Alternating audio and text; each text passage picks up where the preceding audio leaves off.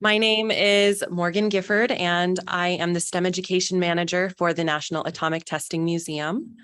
On behalf of the museum staff and the Nevada Test Site Historical Foundation, I would like to welcome you all to today's distinguished lecture featuring Mr. Stephen Curtis. During his presentation, Mr. Curtis will discuss the modern state of energy production and delivery in the United States and the implications of Nevada becoming a recycle center for used nuclear fuel. Mr. Curtis will be happy to answer audience questions following his talk. So if you do have a question for him, please hold it until the end and wait for a staff member or volunteer to bring you a microphone. This will allow everyone attending remotely to hear your question. And for those of you watching remotely, please write your questions in the Zoom chat box so that we can have Mr. Curtis answer that question for you. It's now my pleasure to tell you more about Mr. Curtis. Mr. Curtis was a technical team leader for the Nuclear Emergency Support Team and Consequence Management technical teams in Nevada for 13 years.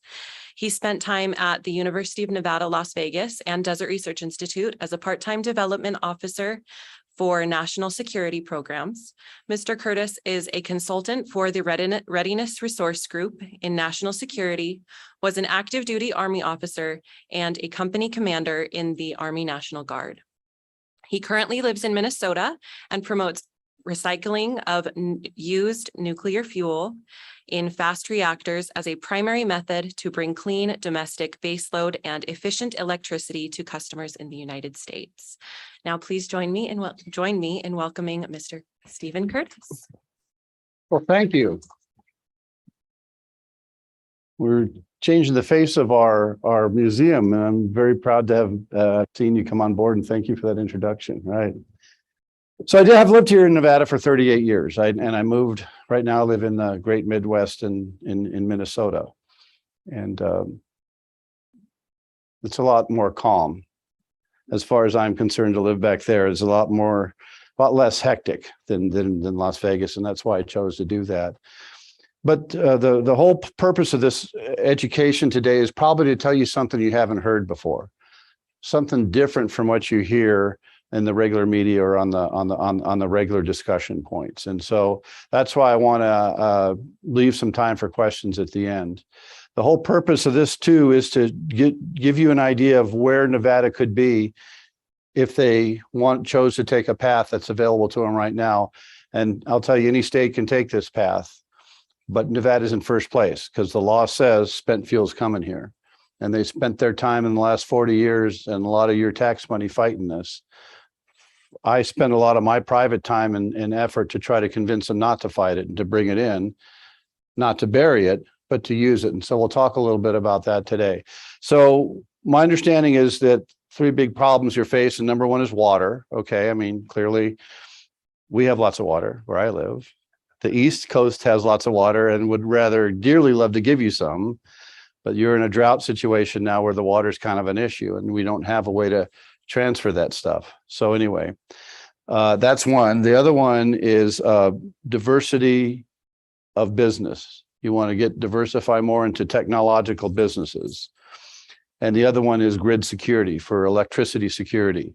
I'm sure you've probably read what's going on in the world about power supplies and stuff like that and how they're artificially moving towards a intermittent power supply of wind and solar and the troubles that's causing in different places. So a lot of what we're talking about today is a political versus a technical kind of a clashing of ideals. And I'm the technical guy. So I don't know how to solve the political stuff, but the technical stuff I can answer a bunch of questions for. And I have my theories on political stuff, and we can talk about that too. So it's a nice, comfortable little audience today, and I appreciate you guys being here. So I want to get started.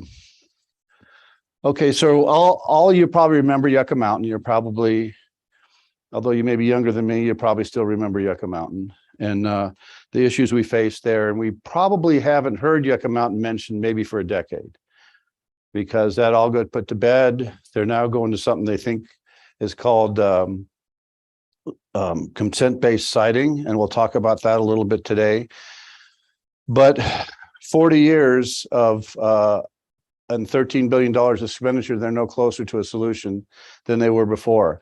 Now, I'll tell you that the stuff that we're talking about is safe where it is now.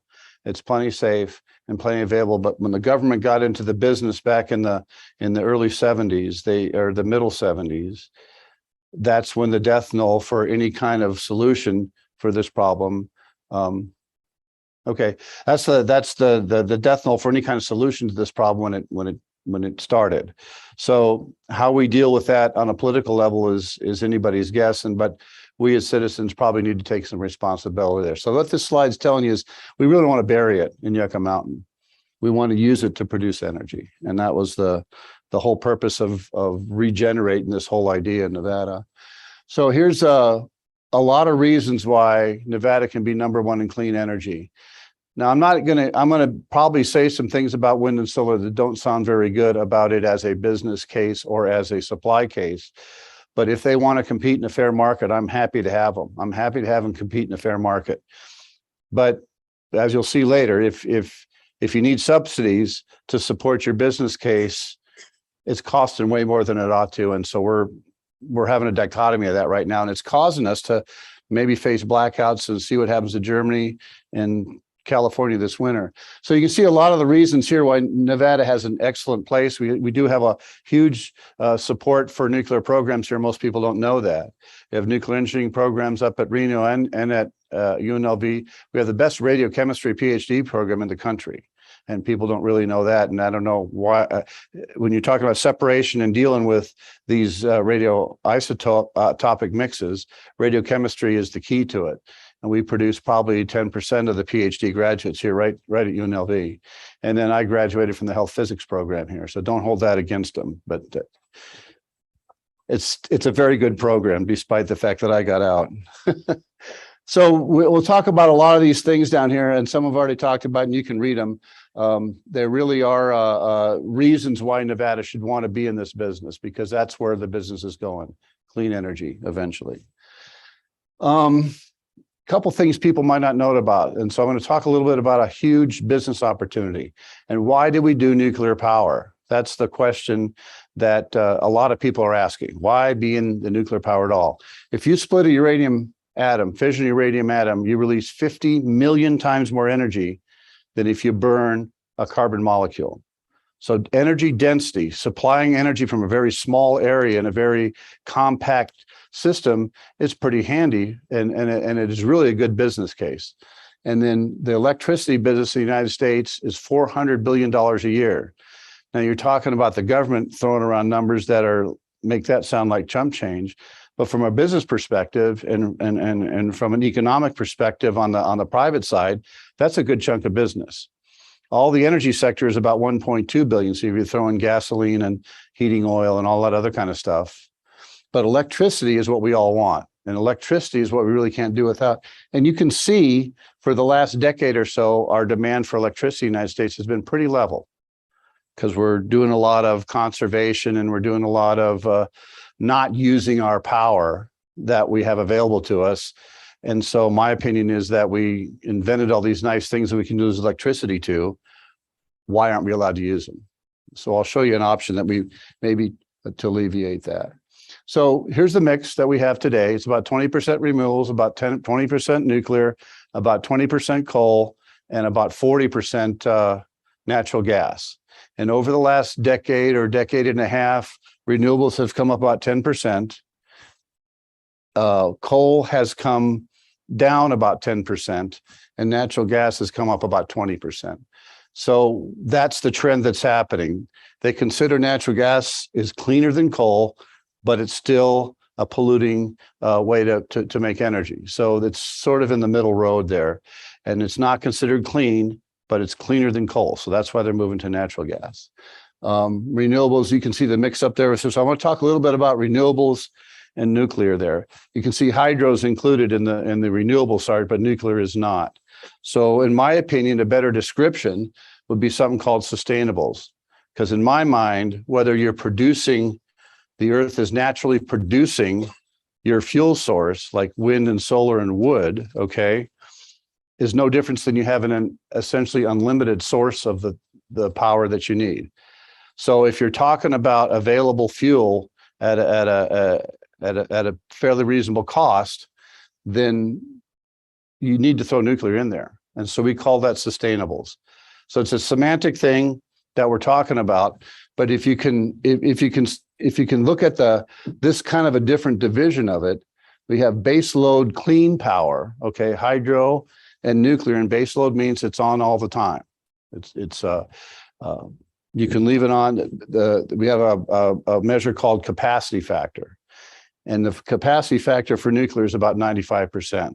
So if you have the capability to produce a certain amount of energy, capacity factor is how much of that energy you produce over time. So over time, consistently, nuclear produces 95% of its nameplate power. So if a gigawatt reactor, it's going to produce a gigawatt of power 95% of the time. And hydroelectric is a little less than that, mostly because it's based on the availability of water. Okay, so there's sometimes they don't run the hydroelectric plants because they're trying to either build up the water behind the dam, or they're trying to do, because actually the dams are made because they're controlling flooding and controlling water. Hydroelectric power is a secondary issue to that. But Lake Powell, as you know, lately, they're keeping the water in Lake Powell at the expense of Lake Mead, because that hydroelectric dam serves about 5 million people, and they're worried about that being able to replace that power. So water is not just keeping us alive and drinking water and watering our lawns, has a lot to do with the power mix that we have today. But it's important to remember that those dams weren't built because of hydroelectric power. They're built to control water. The intermittent clean power, we all know solar PV and all these things they're putting in place right now. Okay, so after all these years of subsidies and everything else, you get 12% of your power from intermittent clean energy. So it is clean and the fuel is free, but that's something they want to stress exclusively when they're talking about it. If you're talking about gigawatt power reactors like we have today, 4% of the cost of your power from a gigawatt power reactor is fuel cost. So that's almost free. They don't tell you that part. For coal and natural gas, about 80% of the power cost is from the fuel. So if coal price goes up, goes right up. Natural gas price goes up, the cost goes up, but the cost of uranium and the fuel for the reactor is a very small factor in what the overall cost of producing the energy is. So if you want to talk about either free fuel or 4% fuel, you're in the realm of very cheap fuel, and where fuel doesn't guide the energy of it. So then you're looking at the availability of it. And as you'll see, there's a huge availability. So here's where I'm going to kind of get down on wind and solar. Here's what Warren Buffett said about wind.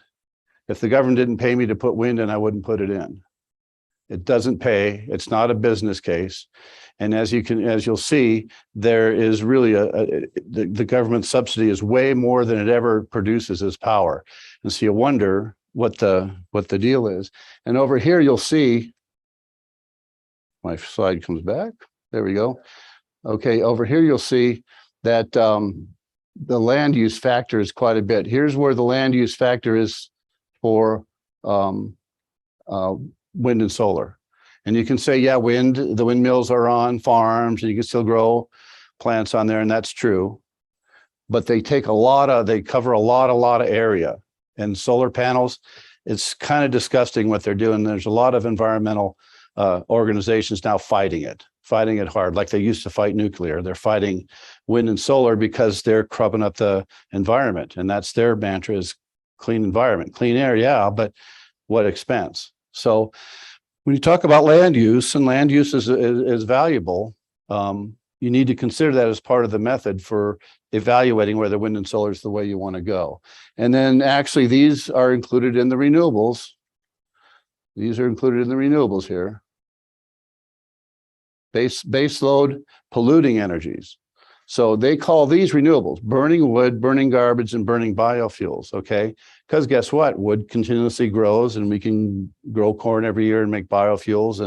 And of course, We make lots of garbage. So those are going to be continuously supplied power sources, so they're considered renewable, but they're very polluting. Wood is the most polluting. They used that back in the 1800s, but they're burning wood to make energy and burning garbage, and biofuels is actually burning food to make fuel. So when you think about this thing in the context, you got to think in the whole entire context, and more like a business case, not like a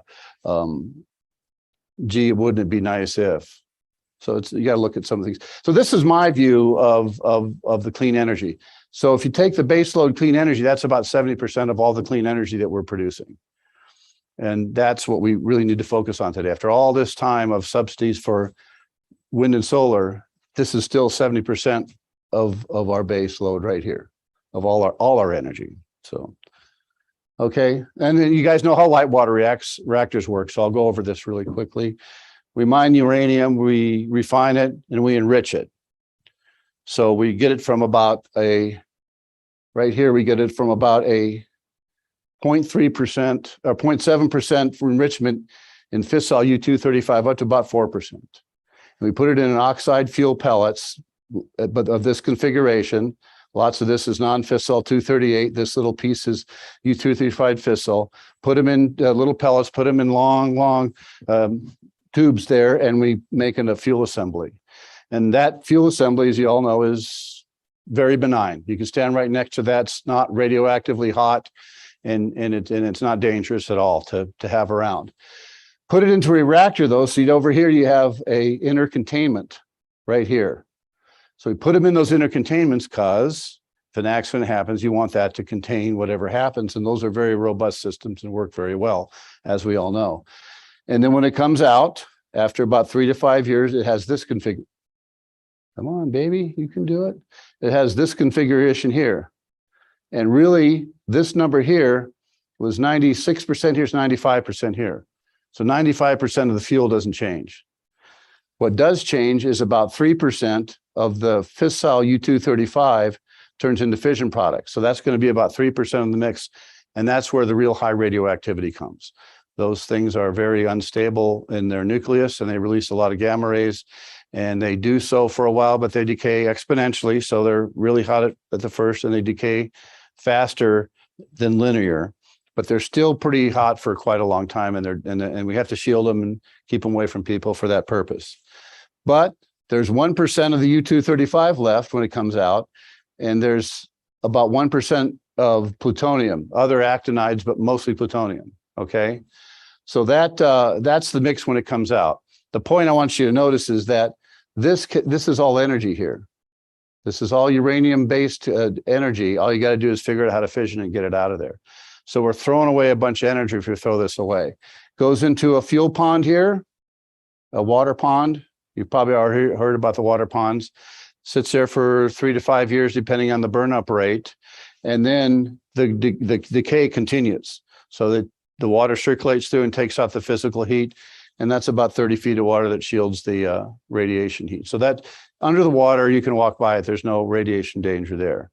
But when you handle them, you have to handle them remotely and in a shielded system when you move them around. But they've done that for years with nobody having any problem or accidents or anything with that. Then they go into a dry cast storage, which is really on this slide here. I need somebody to do my buttons for me. So after it cools down after 3 to 5 years here, it now can be air cooled. It can be convectively cooled. It doesn't need water anymore. It's down low enough heat that it doesn't need water, but it does need shielding. So these are all hugely robust concrete reinforced casks that they go into. This is Connecticut Yankee. This is the entire inventory of the Connecticut Yankee reactor that ran for 40 years. Spent fuel, last fuel, everything. It's inside of a chain link fence with a barbed wire top on it. And you can see people are working right next to it. Very benign. This has been sitting there since 1999. So despite, I think nuclear power is the only thing they talk about what might happen, not the history of what has happened. So that's a tragedy to me. And I just try to impinge on people to try to think a little bit when they hear all that stuff and try to listen to what's hype and what's not, and balance the truth on this, because this stuff is very, very benign, very, very small in volume, and well protected. Never have we had an accident with that in the history of the industry. And if you add the nuclear navy to it, they ship the nuclear navy spent fuel. A lot of people don't complain about that and whine about it, but they do. They ship it all the time, 100% safely, and that's up in Idaho, sitting in a ditch in Idaho. Very benign, very happy to be where it is. So there's really no danger in all this. And this, remember this now, this is where all the spent fuel locations are in the United States. Fairly well distributed in the country, not so much on the West Coast, quite a bit on the East Coast, but they're not in one central location. They're all on the reactor sites where they were made. Okay, this is just kind of a little cartoon to explain how heat generated energy works. You guys all know this probably anyway. You have a heat source. This is a sodium cooled reactor, but you could use this for a gas or natural gas or coal or light water reactor, whatever you want. But the heat source heats up the cooling medium, mostly water and light water reactor. In this case, it's sodium, has a heat exchange unit here. Okay, so it goes in hot, comes out cold, right? And then the heat transfers to this method here, probably water. It is water if it's running a turbine, turns to steam and drives a turbine. That's how you get electricity. So 90% of our electricity is generated in this manner. Heat something up, boil water, run it through a turbine, and that's how we get energy. It's just, what heat source do you want to use here? Okay, what's the most advantageous for that? And of course, PV solar doesn't do that, and hydro doesn't do that, but the rest of them do. Okay, and here's why you'll hear a lot of hype that nuclear is too expensive to even use today. It's not a competitive source of power. And my answer to them is, if we have a free enterprise system, who cares? It's a free enterprise system. The people select the best product that they want out at the end of it. And if you're too expensive, guess what? They'll select something else. Not how our system works today, but how I advocate that it should work in the future. But the cost of something is really immaterial, because if they want to sell it, they'll make it at a competitive cost or a huge enough advantage that you'll pay a premium. And that's the way business is supposed to work. So anyway, it has the best industrial safety record by far. This statistic is worldwide, includes Chernobyl, which Chernobyl is really the only accident that produced casualties from a nuclear accident in the commercial production world. Here's the competitive cost. This is solar. This is kind of an old chart. So solar's come down, winds come down a bit, but you can see that they're all pretty much competitively priced in here. Some are up, some are down, but they're all pretty much the same price to produce these clean energy sources. And this is the clean energy. So here's coal, oil, and natural gas. Here's wind, solar, and nuclear and hydro in here. Very low clean energy sources, very high clean energy sources. So you can see them arguing these numbers all the time, but that's where the division is. If it's clean in this range, it's clean enough. If it's dirty in this range, it's dirty enough, basically. So that's where the division comes. And this is what I talked about baseload, 95% for, I think that says 93%, 0.5, but somewhere in that range. The only reason for these two to be a lower percentage is because they're using primarily now to back up these. So a lot of it comes from these sources, but they're not on all the time, because mostly the laws say they have to use this energy first. So they got to turn the other energy off while these other energies are on. And it's a balancing act for all the utilities too, because sometimes they throw away energy because these just produce so much energy at the wrong time that they can't use it, but they're mandated to use it. And then you can see hydro in the middle there. Profitable, again, free market enterprise system where everything's equal and regulations are normal and all that stuff. Nuclear is hugely profitable. And it's mostly because it has a long half-life for the reactor. The reactor is the big cost for nuclear. The debt service on the reactor is the biggest cost that the nuclear reactor ever faces. So once they pay that debt service on it, it can run for another 30 to 50 years, depending on what politics do. They're closing reactors today because of politics, not because they're running out of capability, and they're closing them at their highest profit level. They've already paid off after about 30 years. Now they run 40 years, and like Connecticut Yankee here, they shut them down. Okay, shut them down, put it up on the pad. They have another They can run up to 80 years. They've approved the designs to run to 80 years in the case of some of the reactors now. So it's kind of a travesty, and it makes you wonder whether free enterprise is really working at all, and whether sensibility is in the system at all for power supply. And that affects you guys because you pay for power. And it really is an issue that we need to come to grips with at some time.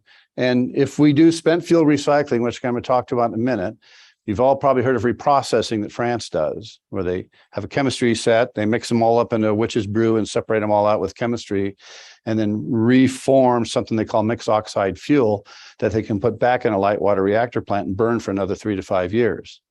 But after it goes through that once, it's done. So now you have to bury it, and still more than 90% or 85 or so percent of the energy is still not used. But if we put this in a fast reactor, we can recycle and use all of that energy. And that's what I'm going to try to impress on you is probably a good idea. Here's what they're doing overseas with nuclear, and they're beating our pants off in competition overseas. And this is just a few of the countries. All the Eastern Bloc countries, Slovakia and Hungary and Poland wants to go 100% nuclear. Slovakia is 70% nuclear right now. You got Australia that's gone down the path and is coming back for anti-nuclear because they're just facing the reality that they can't do what they want to do with what they have right now. And if they push that system too far, they won't have power, blackouts and brownouts and stuff people don't like. So this is the issue that's being faced right now. China is building reactors as fast as they can. Everywhere they have a water source, they're going to put a reactor, okay? Everywhere they don't, they're going to put coal fire, okay? Up in these areas here, so they're building lots and lots of coal plants because they're not near water, so we can't use nuclear, so we're going to still build a plant. And natural gas, and they still have wind and solar farms going, but they're phasing out of those and phasing in to nuclear because of the small modular reactor part, okay? So if you don't have a place where the big reactors work and you have a lot of open space, you can put wind and solar. But now with small modular reactors, you can move those in there. So they're going to start their first small modular reactor supposed to come online in 2024. And if you have a sparsely populated area up here that has very few people living in it, small modular reactors make a lot of sense. And they can have their own grid and supply people without having to tie all these big reactors into a grid and drag all this energy up here where not many people live. So they're pretty smart. The Chinese are pretty smart, and they're rolling through their logic on how they're doing nuclear power. And India has had nuclear power for years. They have 22 reactors online. The situation with India is lots and lots and lots and lots of poor people and very few rich people. That's how their system breaks up. So they're trying to bring energy to everybody. So they're building energy production facilities as fast as they can, but still there's people in India that don't have power. So they're going to thorium fast reactors, which is a fast reactor, thorium fueled instead of spent nuclear fuel fueled. It's the same concept. You're changing thorium-232 into uranium-233 and then fissioning it. So you're making it and fissioning it, making it and fissioning it. And that's what they're going to, because guess what? They have lots of thorium in India. And it kind of makes sense. Okay, Russia is the export leader in the world of reactors. They're in 23 countries, building reactors for Africa and Asia and Middle East and some even South America. So they're exporting reactors just as fast as they can. I don't know why they're doing it with the war going on. I don't know, but they're exporting, and that's the thing that's going to be the competitive edge for them in the future. All these countries are moving way out on nuclear power, and we're still behind because I don't know, because of politics is what I think, but you be the judge. And then, so here's a USR. No, there's no SMR in construction right now. No small modular reactors in construction. There's only one approved right now. And it took them $500 million and 7 years to get an approval for the NRC. It's the safest production of power that there is with a 60-year history, and small modular reactors are even safer than the light water reactors. And they took 7 years and cost them $500 million to. So my opinion is they're slow rolling nuclear for a political reason. There's no other answer to that but that. And it upsets me no end because I'm a real free enterprise guy. I think we should compete everything. So that's what you're facing. But we still have, well, I think we have 93 reactors on. They closed one in Michigan since I made these slides. And we still produce 19% of the power and 55% of the clean power, even though they've been closing them down because they're making them more efficient. There's a big effort now to when closures come on, instead of taking 6 weeks, they want to take 3 weeks. And so they're online more often. So they're keeping up with the efficiency and the capacity factor, but they're closing them for artificial reasons. So we're in trouble with that. Now there's 2 reactors under construction in Vogel, Georgia. They're going to be done, one late this year, one late next year. They're actually fueling one now. So it's getting to the end of the process in that. But they started those before Fukushima. And what happened is when they started constructing them, the NRC forced them to take some of the stuff out and retool them for some kind of a Fukushima safety issue. We haven't had a safety issue in the United States from any of our reactors for any of the years, but because of Fukushima, they decided to put more safeguards on them. So, you know, if you build half a building, you have to tear it down. It's probably a little more expensive and it can take a little more time. So they're blaming nuclear, high costs of nuclear on that. But if you dig deeper into it, you find out it's not really the companies that are the problem. I mean, there's some culpability there, but most of it is the NRC making them do other stuff.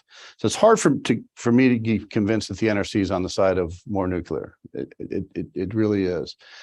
So we do, though, they're under construction. The last one that opened in the United States was right here in Phoenix in 1985. So this one will open in 2023. So you do the math. That's the amount of years between you had a light water reactor open. Last one open, well, 88. So 88 to 22, what's that? 34 years? To me, that's unacceptable. Might be 44 years. You do the math, though. The big numbers scare me. So anyway, that's the issue of the competition overseas and what other countries are doing. And that should cause us to have some thought processes too, because if they can do it, certainly think we could do it because we invented the technology. So, and this is an interesting concept. So y'all know the nuclear navy. If you know the history of the nuclear navy, Hyman Rickover saw the vision of the strategic capability of having a totally quiet power source that never need to be refueled, never, okay? The whole life of the submarine, well, okay, aircraft carrier once, submarine never, okay? Saw that vision and pushed that through all the naysayers and all the people and finally came up with a light water reactor design that ran these subs, launched the first one in 1955 before any commercial reactor was online. And now there's almost 100 of them out there floating all the time with absolutely no problem at all, ever. And it's such a strategic advantage. I mean, you consider that what are these people on there? You consider that it can stay down. It could technically stay down forever because they can make water and they can carry a lot of food and they can make their own air and they have an unlimited power source. The trouble is people want to come up every once in a while. So that's the limiting factor. And also people want lettuce sometimes to eat and maybe fresh steaks and things instead of box lunches. So every once in a while they come up, but they generally deploy for 6 months. And in a situation, in a crunch, they could stay down and everybody would survive for at least 6 months and maybe more because they have an unlimited power supply sitting in their belly there. And like I said, no ramifications from nuclear exposure or anything for the whole process. So then Russia thought that, wanted to do that as well, right? Because they don't want to have their diesel fuel has to come to the surface to fuel.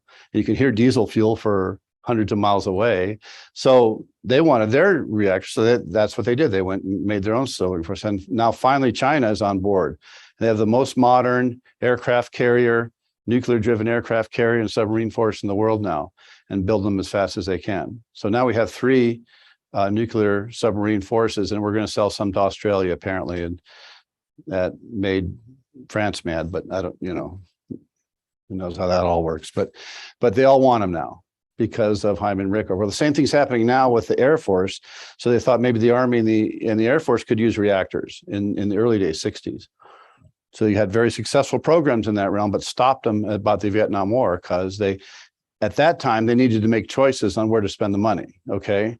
So they decided to stop the nuclear program to fund the Vietnam War, and it never really took off again, but it is now. So now they're seeing the advantages of the power. Here you see a different slide that I didn't want. And here you see This is what the convoys have to bring up to the front: fuel and water, okay? In modern warfare, people die in the convoys. More people die in the convoys than die in the front end. So if they can reduce the amount of this stuff that they have to bring up, they save a lot of lives and they save a lot of money, because it costs $3 a gallon gas in the rear, costs about $300 in the front. So you really have an effort to save a lot of money. Plus, you don't have to run generators all the time. So you can make water, you can make fuel if you have enough power at the front. So they're thinking that a 5 megawatt small reactor at the front could alleviate a lot of these issues, and that's why they're doing Project Pele.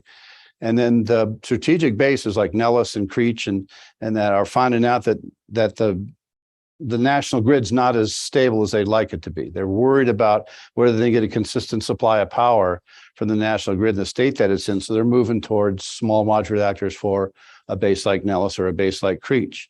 And we were in really good conversations with Creech for a while to be the first one, but since no nuclear Nevada didn't want to, take up the bandwagon, it's going to go to Alaska because Murkowski convinced them. So by at the end of 24, they'll have their first prototype of one of these reactors. There's 2 companies down selected for that, and they're going as fast as they can to get this developed.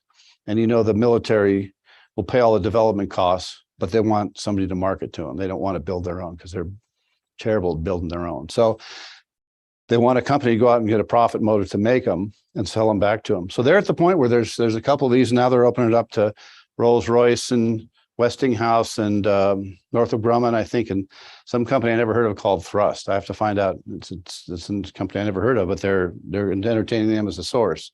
So we can see that the strategic goal for the strategic bases is to reduce the risk of national grid power failure.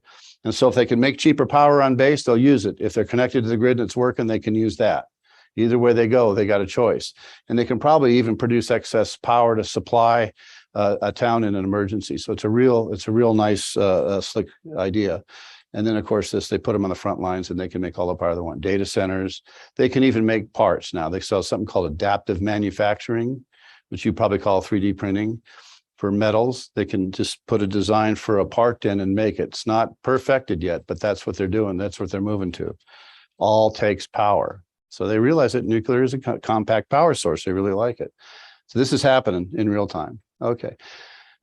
So here's what my idea of recycling used nuclear fuel is. Remember, the goal is to take that 95% that isn't used, plus the plutonium, plus the rest of the U-235 that hasn't burned, turn it all into power.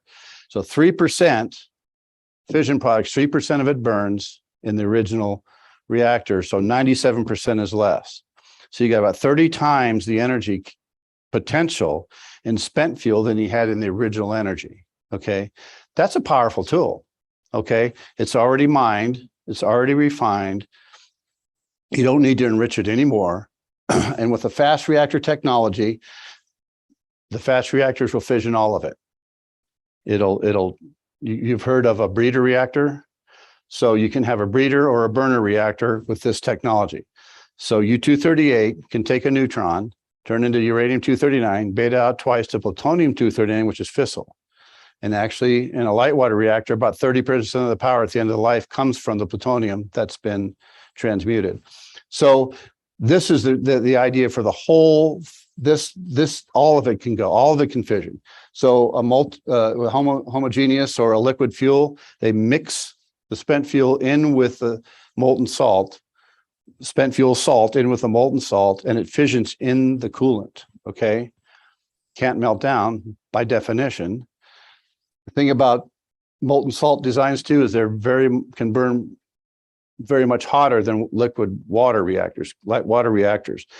The light water reactor is under about 2,000 pounds of pressure because you have to keep water about 300 degrees. The only can do that is put it under pressure. So that's why they have the real issue with all the pipes and everything, and they got to really have good welds and everything, and they can't have leaks. This runs at atmospheric pressure. Salt melts at about 500 degrees, and you can run it between 500 degrees and 1100 degrees and use that difference in the heat advantage to produce an efficient energy production. So it's about 100 degrees for a light water reactor, It's about 500 or 600 degrees for a molten salt reactor, and the efficiency is based on the difference in the input and output heat. So there's a large efficiency advantage for these reactors. And so this is the liquid fuel reactor. This is a company called Elysium, and that's doesn't exist now. That's their idea of what it would exist when they build it. And this is the experimental breeder reactor 2, which I think Don is familiar with quite well. Yeah, one ran for a little while. EBR2 ran for 30 years. So it ran on the concept of pyroprocessing solid fuel. So they had a lab, a hot cell lab, where they would consistently make spent fuel pellets. Okay, and they go into the reactor. When they burn far down enough, they come out, take the fission products out, take whatever's left and put it in with spent fuel and roll it through. There's a continuously process, totally automated, that made this, and it ran for 30 years. And in 1985, they simulated the 3 Mile Island accident, which was a loss of pumping power to the reactor. So they shut the pumps down on this, and the people just take their hands off the console and watched what happened. And of course, the temperature went up because guess what? No cooling, right? But when the temperature goes up on this fuel, it expands. When it expands, the criticality goes down. So less fissions happen. And they watched it go up to about 1100 degrees, and then it went and shut down all by itself. So this is called intrinsically safe. If all the people in the reactor house die and the pumps shut down, it doesn't melt down. It doesn't shut down. It shuts down gracefully, doesn't melt down. And so that was and then they repeated they repeated the Fukushima accident even before it ever happened, which was offsite power being lost. Okay, so now kind of the same thing. The pumps don't work anymore from a different source of reactor. Same thing. Heat it up, cool down, no problem. They did both of those experiments in the same day, 1985.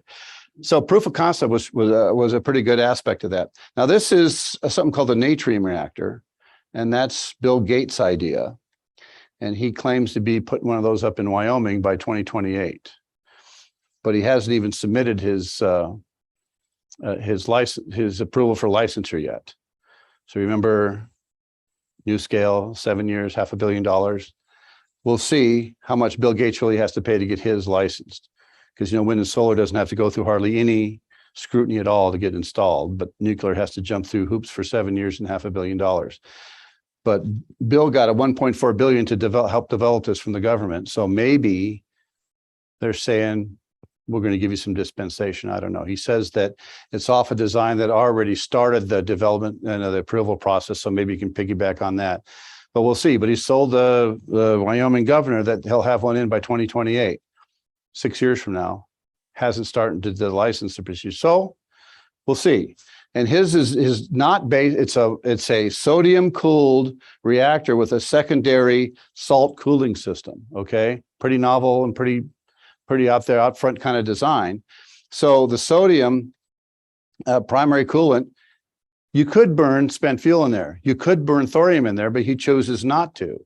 He's going to moderate the neutrons, and he's going to burn a fuel called HALEU, H-A-L-E-U, high assay, low enriched uranium, which is not made yet. So they're going to have to go through a process to develop a whole company that's going to make that fuel.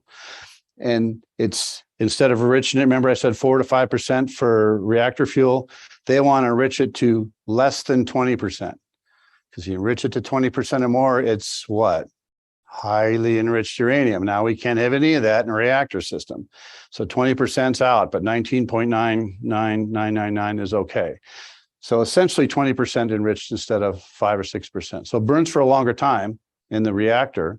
And but the novel part of this salt part is that he says he can make big repositories of salt, of heated salt, and it's got a great capacity to hold heat. So it can hold heat for a long time. So his idea is they can use this capacity of the reactor heat to be to fill in for the intermittent solar and wind. So that's his design concept for the whole thing. So with the sodium heat, you can switch to sodium heat, high heat. You can use what they call process heat to make chemicals. You don't have to burn fossil fuels to make high heat. You can just use the high heat to make chemicals and hydrogen and all that kind of stuff. Or you can use it to make electricity directly, or you can move it through this molten salt system and store it for having heat balance later. Okay, so that's his idea, pretty good idea, but he sort of has an inside track, it seems like now, because of who he is. Okay, so a question burning on your mind, what's in it for Nevada? We have a state that's mostly BLM land, wide open spaces, with a population center here and a population center a little less up here. The rest of this is wide open spaces, and you don't need water to do small modular reactors, particularly fast reactors. So this could go anywhere, okay? So the concept is that we want to encourage the governor to say, I will accept use nuclear fuel into my state if, okay? So if you do that, now there's a $45 billion congressional nuclear waste fund growing at about $1.6 billion a year sitting there. And that came from money that they collected from ratepayers. It wasn't a tax on everybody. It wasn't income tax. It wasn't printed money or anything. They collected this money from ratepayers that they paid into this fund. So it's now up to $45 billion. That's where they got the money to study Yucca Mountain, $15 billion. And still 40 years later and $15 billion later, there's still three magic beans, right? There's no closer to a solution than they ever were before. But if we turn this over to private industry, this is 14 billion's enough to transition a private industry to the production shop for recycling spent nuclear fuel and making energy off of it, okay? It's a no-brainer to anybody outside the government, at least to me. I don't know anybody who doesn't like the idea, because it's such a huge possibility for economic benefit and actually benefit for all, because essentially unlimited energy. So there's 250 years. Remember, you saw all those sites where the spent fuel is sitting on the United States, about 90,000 metric tons.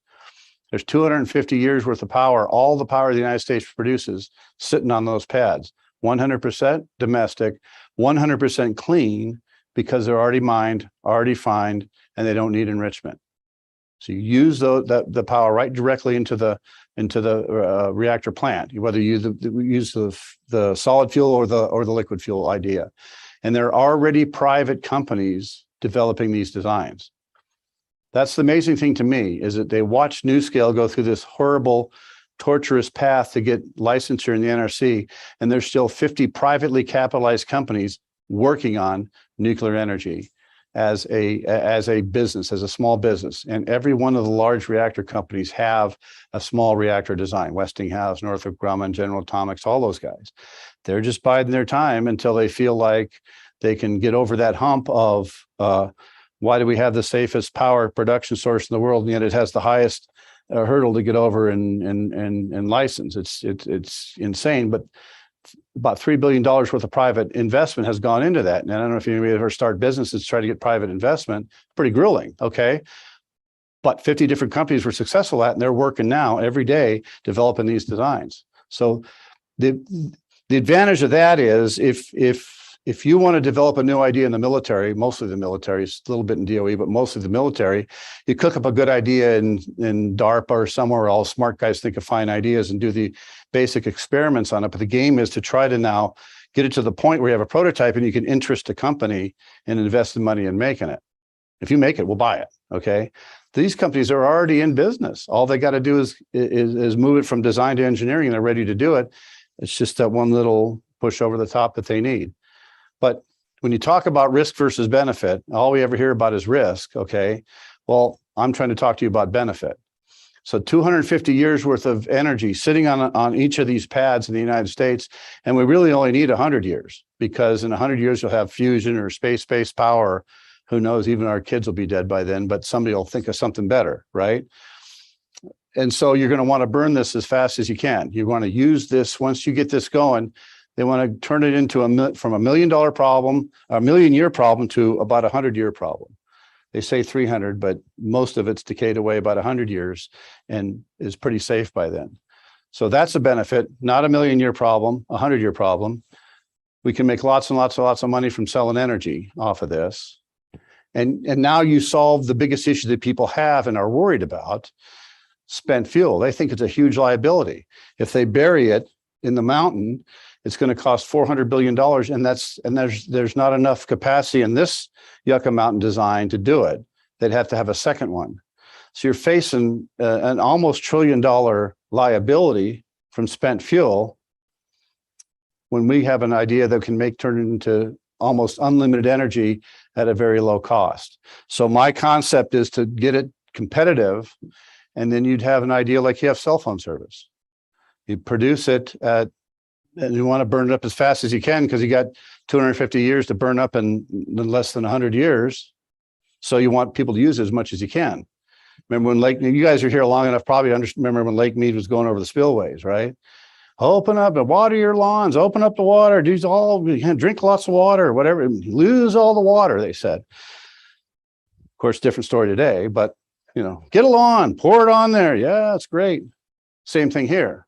We want to use it up as fast as we can. So imagine a world where you have almost an unlimited supply of electricity.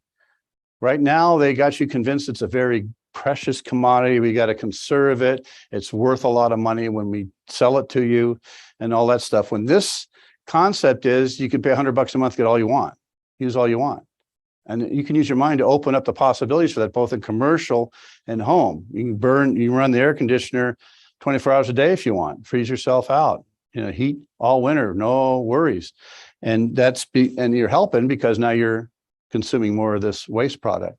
So anyway, what we encourage is a governor would say, it could be any governor now, doesn't have to be Nevada governor, but because of this 2000 Blue Ribbon Camel, the state can define what consent means, and it can define the benefits it wants.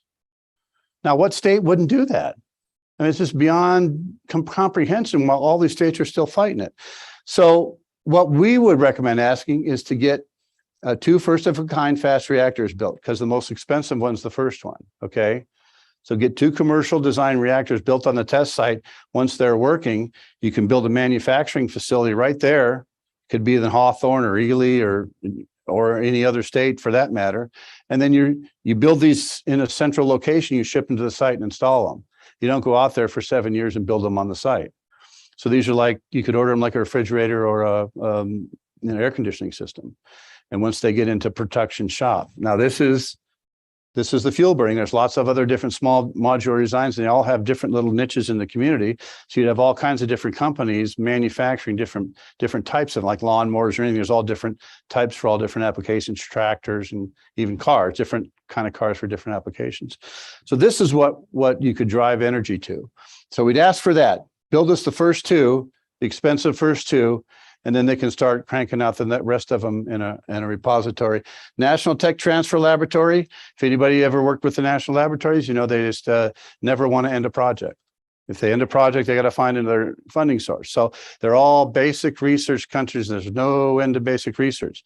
So there's 60 years of basic research sitting on the shelf there because they're really bad at tech transferring it out to companies. Well, if you had a central lab whose only job was to shop those other all those national labs and accelerate this out to the businesses, well, no telling how much economic benefit we get. And I talked about Project Pele, so you could ask for the applied engineering. Once you get these reactor going, we want you to come out here and test them and use them and see how they work and make advanced reactor corrections and test for safety issues and everything. That's a huge business. Now we want an industrial park. So we want clean energy projects to have an industrial park right outside the national laboratory. So these people would come and locate there, headquarters, manufacturing facilities, research facilities, and they'd be next door to the lab that's going to find them all the discoveries in the other national labs. So you can imagine a routine operation there where they supply requirements. These guys supply answers in a very real-time method or almost real-time method instead of now where they go on the shelf and, well, if you like something, maybe we can talk about getting it to you.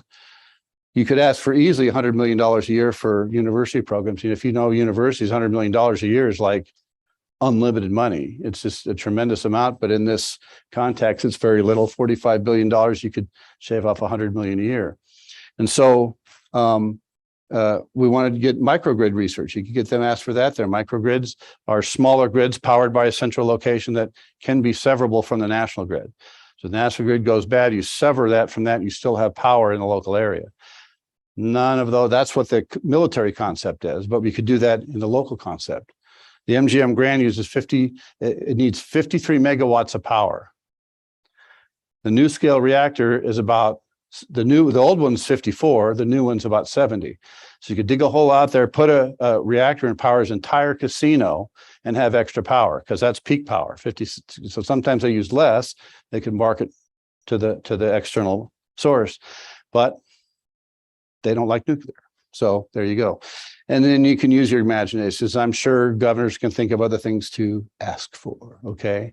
But if you get this going, this is enough money to make it work if you use private industry. If you leave this to the government, it's never going to get done. 40 years, $15 billion, 3 magic beans, okay? And now, since they own the spent fuel, they're paying about 800 million a year to the reactor companies to store their spent fuel because they own it. It's very, very safely stored, and it's no accidents, no incidents, no anything with it. They know how to do it, and they kind of like the money, you know. So reactors might be not in favor of trying to use it because they like the free Uncle Sugar money coming in. So, but I'm a big favor of private industry. So we drive it to private industry, let the government pay the upfront costs. You have a solution for $45 billion, not 800 billion. Sounds pretty good to me. So all you guys in the audience can ask me questions about, let me enlighten me on why this is a really bad idea, okay? Because I haven't heard it yet. So anyway, other industries could come here. Electric cars are going to move that demand from about 400 billion a year to about 600 billion a year if they sell all the electric cars they think they are. Now they're having trouble with that now because batteries weigh a lot and they don't last very long. They're running into that problem. So Tesla is a private company that's doing it. So they're going to figure out a free enterprise solution to that. They'll either make the batteries better or they'll give you free batteries later, or they'll lose something because they want to sell their cars. So it's at least being solved, but there's, I think, I don't know, is it 2,000 or 3,000 pounds of batteries that go into this thing? And they cost like $11,000 or $12,000 to replace. And so people are having horror stories now 7 or 8 years later. Well, it was, you know how warranties are, right? Well, yeah, the batteries, just replace them for me, please. No, well, you know, you parked too close to the fire hydrant, and if you read in the bottom, yeah, you can't do that. So it's all on you. So, well, insurance, right? There's always a clause in the bottom of the insurance says, we'll cover everything unless it happens to you. Okay, then we'll talk about it. Now, I'm being facetious. There's a lot of good companies out there, and I've had good luck with some and not with others, but that's kind of works how it works sometimes. We could make chemicals and syn fuel. Remember, I talked about the process heat. So you can make fuel that you need, and you can make chemicals like mostly ammonia is what are really demand for fertilizers and things like that. That's really having a problem right now. But you could make those with the extra heat that you have. You can think of a lot of other clean energy technologies, and you can use solar and wind where it makes sense. So let solar and wind compete in the marketplace. Don't give them subsidies. The way the subsidies work today, there's hundreds of billions of dollars for solar and wind, tens of billions of dollars for petroleum products and oil. And they just announced $6 billion to try to save nuclear reactors. So if you're a utility company and they're offering you hundreds of billions of dollars to put windmills in and solar plants and $6 billion to save a nuclear power plant, is that going to turn your head? I don't think so, but all the guys in my profession, that's such a great news and a great, I don't know, we'll see. We'll see where it comes out. But remember, 10%, 12% is what we produce in energy with solar and wind. So that's maybe $50 billion a year out of 400 billion. And so the subsidies for that are $100 billion and on the order of hundreds of billions of dollars. Now, what kind of investment would you put in hundreds of billions of dollars to drive a $50 billion revenue stream? It just doesn't make any sense on any business level. So again, all you guys out there can enlighten me why that makes sense on a government level, but people think it does. I don't. So anyway, there's still a place for solar and wind, but it has to compete in the regular marketplace as far as I'm concerned. This is a NuScale reactor. We showed you that. That's approved, so they can start marketing that. Guess where they're marketing it? Eastern Europe.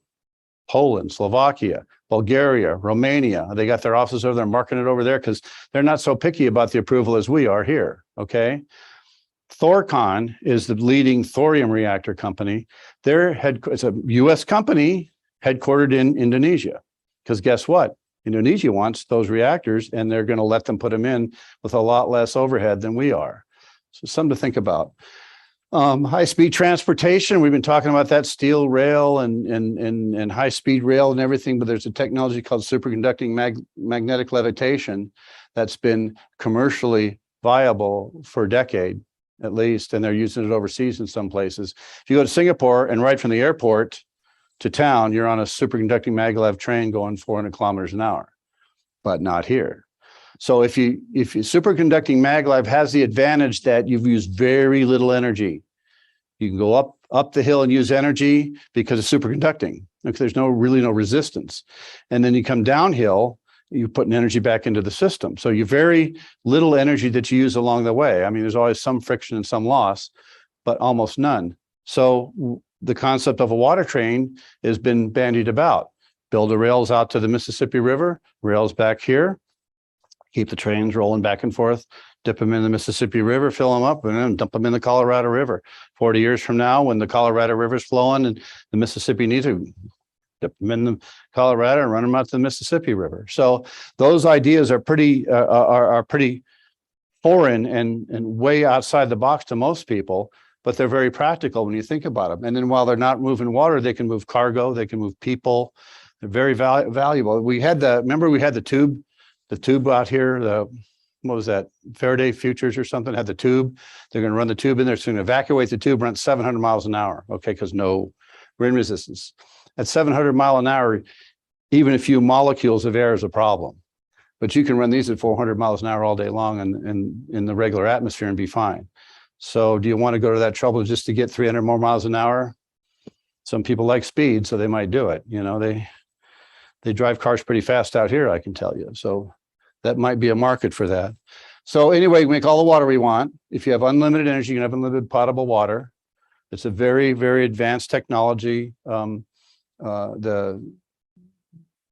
desalinization plants. So you find a source of salt water, which I don't care what you say, we're not running out of salt water. In fact, they're worried about too much salt water can flood in all our shores now. So maybe they would like having us taking more water out of the ocean.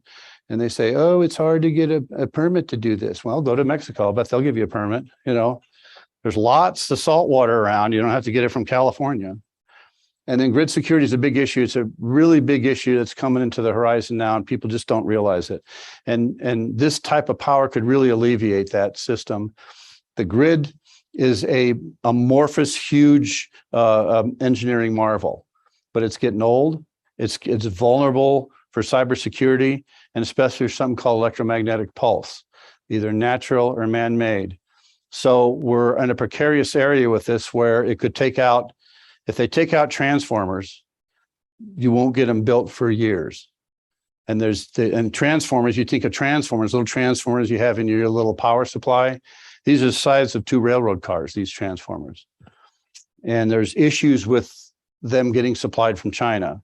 Don't get me started. But that's a grid security issue. If you have a microgrid with a reactor running in the middle of it, you have a chance to buffer yourself from that. So the future will be competitive, marketed power systems that go onto a grid or onto a local area microgrid and compete with other energy sources so that you can choose which power. Now, they do that in Texas. Texas, you can choose your energy company. You can choose your electric energy company. And they all advertise like Dish Networks and everything. Hey, pick me. We'll give you, we'll give you free 2 months of electricity if you pick us and run for all that whole stuff. But they're competitive. And they say that's the problem in Texas because it caused their problem in the shutdown. But the problem really was intermittent wind. And that the fact that they used natural gas for heat, direct heat, and for electricity. So you can only shove so much gas down a pipeline, and they had to make a decision. I mean, they had to make a within the minute decision on who to shut off, or everybody would be shut off at that time. It was kind of a beyond design basis kind of an effort. But That's what happened in Texas. Now you watch California. Now they're even talking about keeping the Diablo Canyon reactor going. And now, after all these years of wanting to shut it down, they shut down San Onofre way before 40 years before its design effort was done. And they're trying to shut down other ones. Palisades just got shut down. Indian Point is a huge sticking point in New York. So watch New York, because New York can't replace that power. That they don't have the capacity to replace that power if something goes high order, cold or hot or whatever the demand is. Because that was 50% of the power that went to New York City came from that Indian Point reactor. And in the United States, when we shut down reactors, we immediately start taking them apart, because we pay so much money out of our fee for nuclear power for decommissioning. That's a huge financial incentive for people to come in and use that fund and take it apart. So they shut the switch down. Guys are the next day taking things apart and moving things down. Not in Germany. Germany still has their reactors all sitting there. So it would be difficult and hard technically, but they could do it. They could bring their reactors back online if they wanted to. But they're still arguing about whether they should leave the 3 reactors they have online, leave them online, or take them offline. Meanwhile, France isn't going to give them power because their water's too hot in their rivers now, so they're cutting back on their power. So guess who gets the power when it cuts back? France gets it. They're not going to export it to anybody else. So it's big, huge, no Russia, natural gas, and all that stuff's coming to a head. But these people won't give up on nuclear power. They won't give in on their resistance to nuclear power yet. So we're at a place where really nuclear power is coming into vogue. They just don't realize it yet. You're going to see this next decade really expand with nuclear power. And all these businesses know it, because despite this situation with anti-nuclear, $3 billion in 50 companies, startup companies, are robustly, actively moving forward. Investors are sticking with them, even though they can't market anything. So it's coming.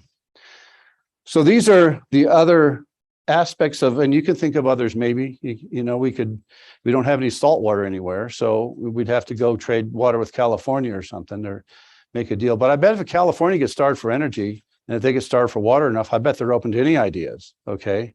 So when people say to me, oh, well, it's against the law, or, oh, well, we can't license it, I guess, well, you got a legislature that can change the law, and you got a regulatory thing that can change the regulations.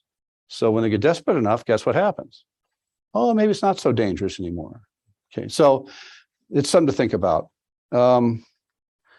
Anyway, this is the idea that we had running in here about 5 years ago with Nevada and Scan. But I have to give a tribute to Bob Franks, who really pushed this in the political realm. I want to be a technical guy. I don't want to be out in the political realm. It just makes me sick, and I don't know how to do it. But people have to venture into this realm to make these people understand and bring them around. And Bob Franks is doing that. And he passed away. He had some liver disease that got him real quick, and he passed away. So the core of this group is still here. They're just fractionated, and they're not cohesive now. But we're bringing them back together.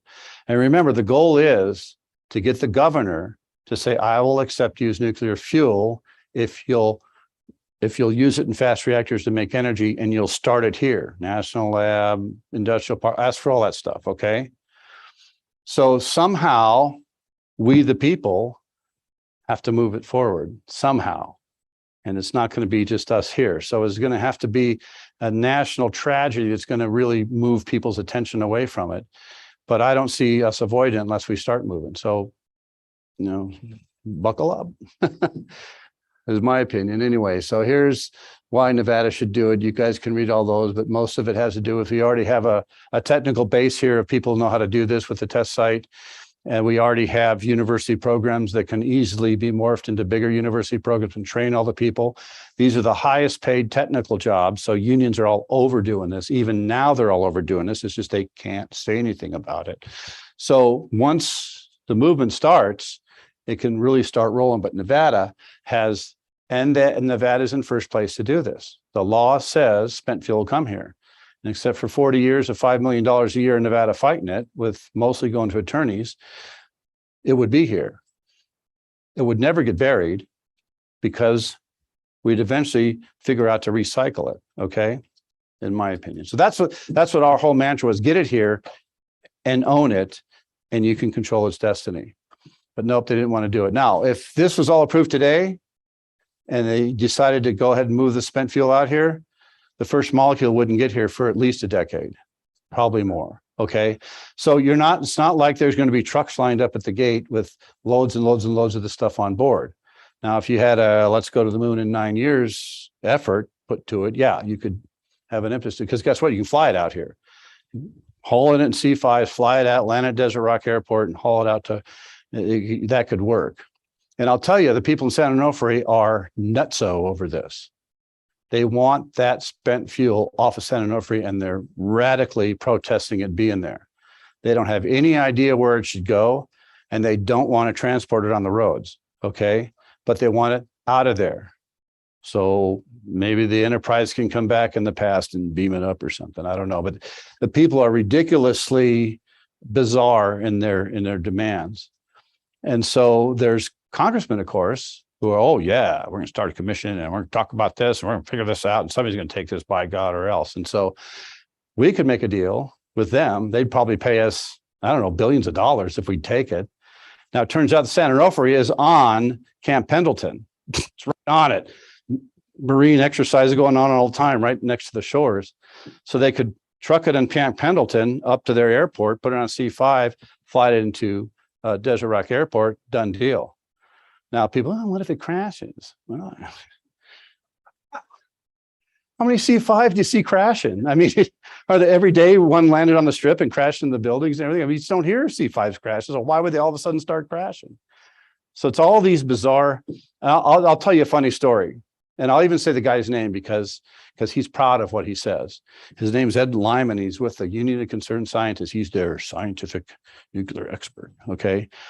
And his concern for them down there is, what if, because of climate change, this is right next to the water and the water levels are going way up. And what if the water covers that spent fuel? What if? Okay. First of all, the spent fuel spent the hottest time of his life in water. Okay. For 5 years, 3 years in the reactor, 5 years in the water cooling ponds. And now it's convectively cooled outside. What would the water do to it? He never follows that sentence. And so if the water raises like 50 feet in San Diego, I think the people in downtown San Diego are going to be saying, oh, we better get out to that San Onofre and worry about that spent fuel, because I don't know, who cares if all our downtown's flooded with water? We better run out there and figure out that problem. So this is how silly the thing is, but people eat it up. Yeah, next to the water, oh, that water goes up now, we'll all be in trouble. And they used to say here that every time a chlorine truck would crash, imagine if that had been a spent nuclear fuel container. I'm imagining, okay?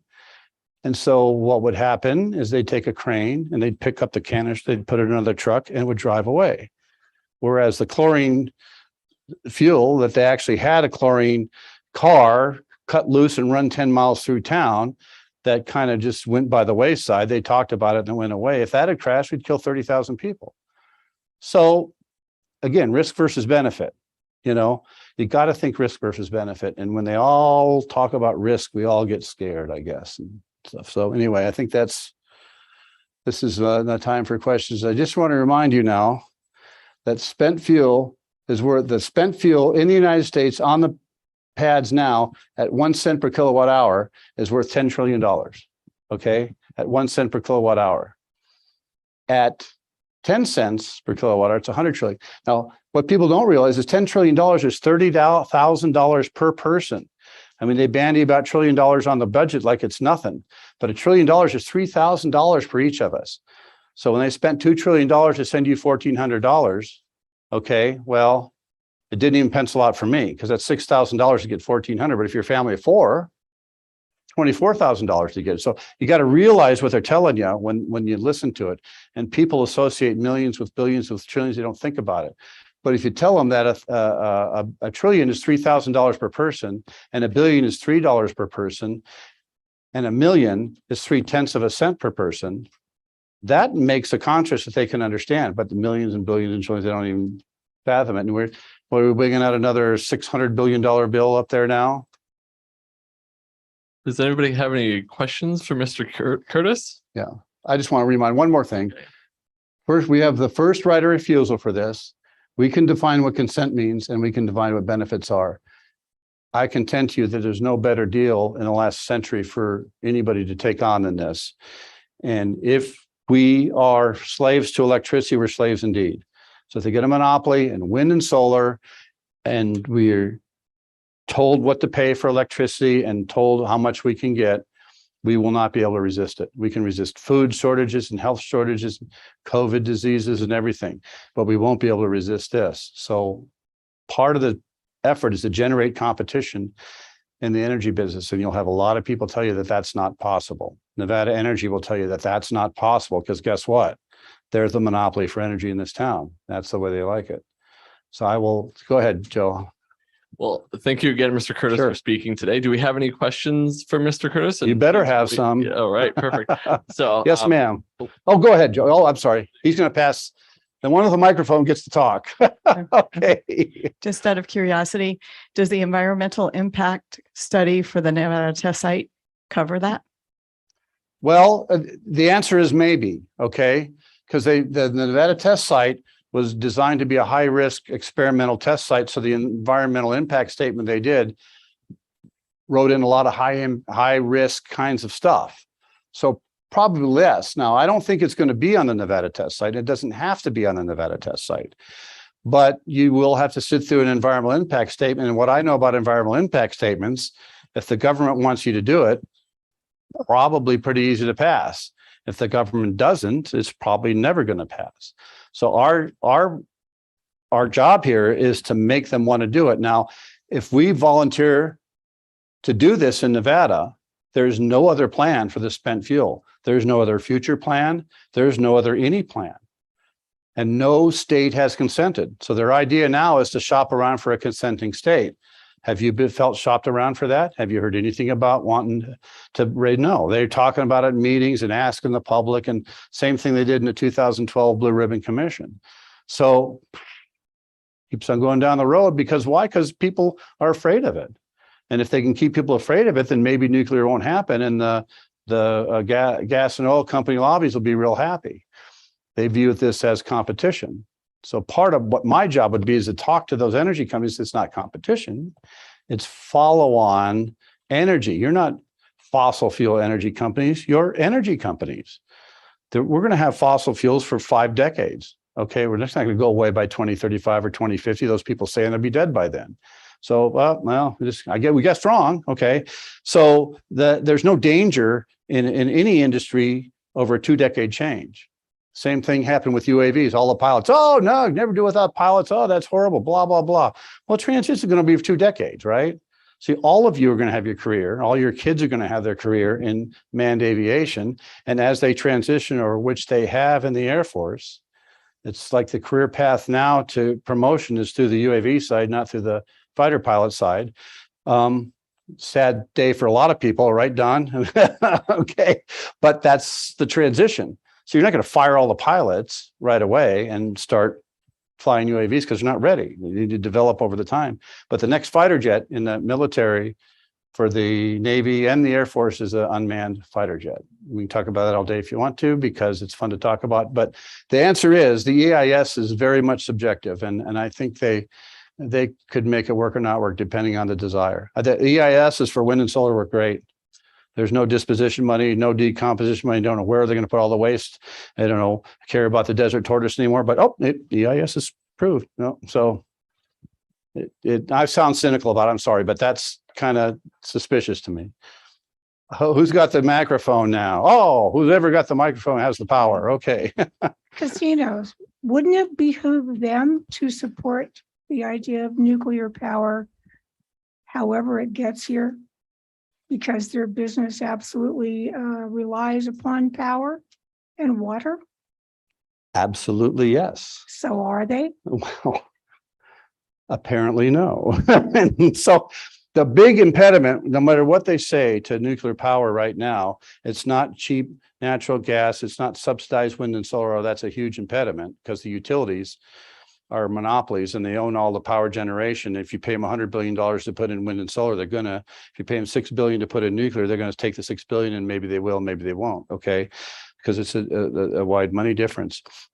But there's no free enterprise concept to it. Okay, so it might make sense to a market. It might make sense even to a society, but we're not forcing that issue on them. We're not saying we really believe in free enterprise. So get the heck out of the business. What business do they have putting $100 billion in any sector? Okay. And I get in trouble if I say this, so I won't say it, but that happens a lot now. So the answer is yes. And it's not going to be politicians who does it. It's we, the people, that are going to do it. Yeah. But mark my words, when we get the preponderance, and it's going to happen, it's a matter when, the preponderance of public sentiment for nuclear, it's already changing.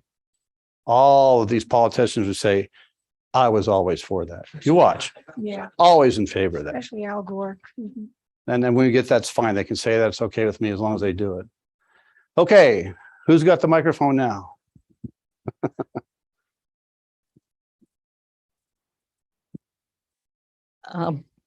For the last 12 years, I've been opposing wind and solar Okay, because of the tremendous land use and destruction. And of course, you mean opposing it? opposing Okay, all right. the land, yeah, wind and solar, Okay. the way that they're doing it. Because right now there are plans for a new transmission line to run from Apex out north of You town don't mind, I'm gonna take my coat off. to Yerington so that there can be solar PV panels in every valley between here and there. Right now, there are applications for 230 square miles of PV panels. And of course, the utilities are all for that. NV Energy is promoting this line, which you and I, as power ratepayers, will pay for, and taxpayers. Probably your grandkids will pay for it, but that's another Absolutely. story. And right now they're starting to determine, gee, we do create some dust. How about So that? already here in the valley, I've lived here for 60 years. The solar in El Dorado Valley, Boulder City, out by Apex, down by Ivanpah, and now they're in the process of creating 18,000 acres of solar in Pahrump Valley. We get wind or dust storms unlike I've ever seen. And I think that you have to win the utility companies. Good luck with that. And, you know, most people who live here moved here in the last 15 years. They have no idea that the test site existed and that there were actually nuclear weapons out They there. don't know anything about Yucca Mountain because nobody's talked about it in a decade. Yeah. But good luck getting past the politicians and the utilities. Well, so did you have a question or do you want me to comment on that?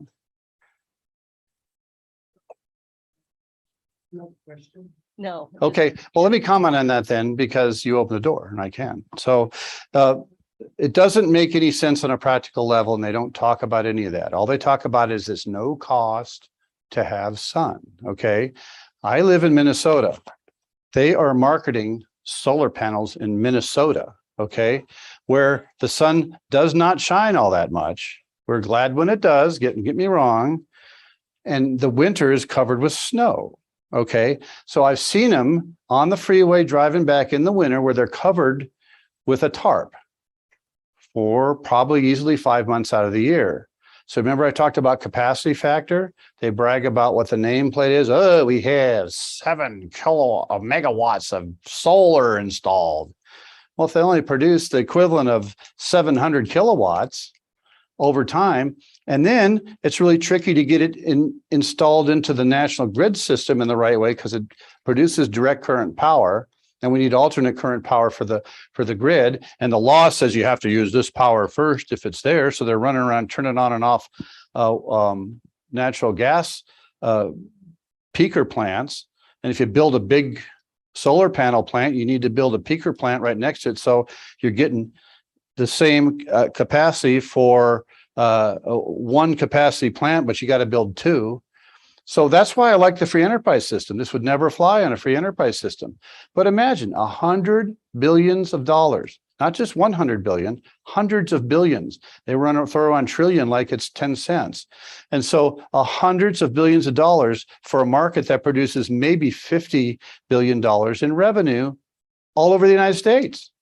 That doesn't make any business sense to anybody. So if the solar panel guys want to compete figure out how to get it to compete.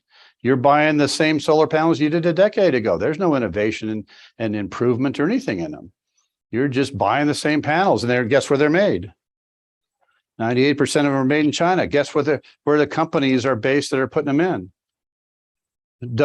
Mostly Netherlands and Spain. There's no companies here putting them in. And now they want offshore wind so you really need to, as a people, as just guys paying for this, you got to think about it. You got to think about it in a practical way and spread the word, because we, the people, are really, I think, being taken advantage of. And good point. Thanks for bringing that up. You can throw that on the floor. That's mine. Oh. That's not mine. Yeah. As I understand it, this what you're suggesting is based on a concept that really hasn't been tried, which is to use this spent fuel and be able to create energy from it. So why aren't the existing nuclear plants doing that? Why aren't they using this fuel to do more, to get more electricity generated? And what are the prospects of working with the people in Indonesia to achieve that goal of actually creating one of these things? This is my favorite question. So here we go. Thank you for that question. First of all, it's an American company that's in Indonesia. That's because they'll have lower standards for them for the safest production of energy, because their people need the energy. So they'll be able to open a plant over there and crank these out like Ford Model A's and put them all over Indonesia. They could certainly do that here if the regulatory system was in place to do it. So remember, the safest power. Okay, so we talked about all the accidents, why we didn't talk about them. I did that purposely. Okay. So if you wanted to ask questions about, you could, but the reason for safety, for mechanical safety features on any machine or any operation, is to protect people, right? It's not to stop accidents. We do safety procedures for people to stop accidents, but people are people, gonna have accidents. 3 Mile Island, nobody hurt. Fukushima, nobody hurt. Chernobyl, about 35 people hurt, okay, and killed, but no long-lasting effects, despite what they tell you, okay? And the people who ran that reactor at the time it blew up defeated every safety feature on there. They purposely shut down every safety feature that reactor had, one of which was not an intercontainment vessel, okay? So they tout Chernobyl as if it was an operating reactor that blew up, just a regular operating reactor running its normal operations that blew up. It was all those safety features were defeated on purpose to run an experiment. If you watch the HBO special, ignore all the radiation parts of it, but they explained the process of the accident pretty well. And 3 reactors of that same design, 3, that's 3. 3 reactors of the same design ran for 14 years right next door to them. There's a 4-reactor cascade there for 14 years because they couldn't replace the energy with anything else for that long a period of time. No problem. No safety issues, no nothing with those reactors. They're not running today. That reactor design is no longer valid. And I showed you the pressure vessel that they put ours into, okay? It's not going to be, even if it melts down, it's not going to be defeated, okay? And then there's inner and outer containment. There's even now from Fukushima, there's a bottom part where it can go to and sit if it makes it through the inner containment vessel. So that meltdown is not going to hurt anybody. It's a tremendously expensive accident, and it shouldn't ever happen. And it's only happened once in the commercial operation of the U.S. fleet, but nobody got hurt. I'm not talking about the safety. I'm talking about why don't you be happy with what's happening in it? Okay, the second, yep. Second part is, why aren't we doing this now? And your guess is as good as mine, because I've been tirelessly advocating this for decades, okay? And it has to do with what I call rice bowls, in my opinion. I call it rice bowls. Somebody's got a profit center that they really want to exploit. They want to keep that thing going, and they don't want anybody to mess that up. Well, guess what free enterprise does? it blows that stuff apart, disrupts it, okay? Because a guy has a better idea, he's going to come in and compete with you, and you guys all benefit from that because you get the result of you get to choose which of the things that are beneficial to you, and they got to guess what's beneficial to you, and if they guess wrong, they're out of business. But that doesn't happen with a monopoly. They can run things any way they want. They have some kind of a commission here that tells you what rates you're going to pay, and if Nevada Energy wants to charge more rates because they messed up and made a mistake and had huge expenses, well, guess what? You're going to pay for it. So there's no incentive for them to be efficient. In fact, that's one of the problems with the whole system is when they fix the grid, they base their rates on how much you spend and expense. So if you're fixing the grid, they're going to want all the best stuff on there. They're going to replace it every year. They're going to put new wires up and everything. So it should be running like a top, because they want to spend all the money on it now to fix it. Well, they changed that system and now nobody really is responsible for the grid. Okay, so it's not being kept the way it should be in a lot of cases. So the answer to your question is it's not a free enterprise system. It's not a, well, it's an American company. Mhm. No, they're going great guns in Indonesia. Well, I'm sure Indonesia's happy about it. I'm not happy because they're not over marketing them over here. I'm sure Indonesia is plenty happy about it. They wouldn't be over there. So they're marketing all their reactors over in Indonesia when they should be marketing here. Okay. Yes, they have. Yeah, they're building them now and designing them, and they're running it through the Indonesia regulatory system, but it's not as onerous as ours is because guess what? They want them to come in. So, yeah, there's functioning reactors over there. They're not commercially viable yet, but they're functioning. Well, you got to go through the whole prototype system. You got to build the reactor and test it out, and you got to prove that it's safe, and you got to go through all those hoops to get a reactor on the site. But once you get the first of a kind commercial reactor in and approved, then you can open a factory and build hundreds of them for a very cheap price. So they're working on it over there, but they're not here working on it. That's my point.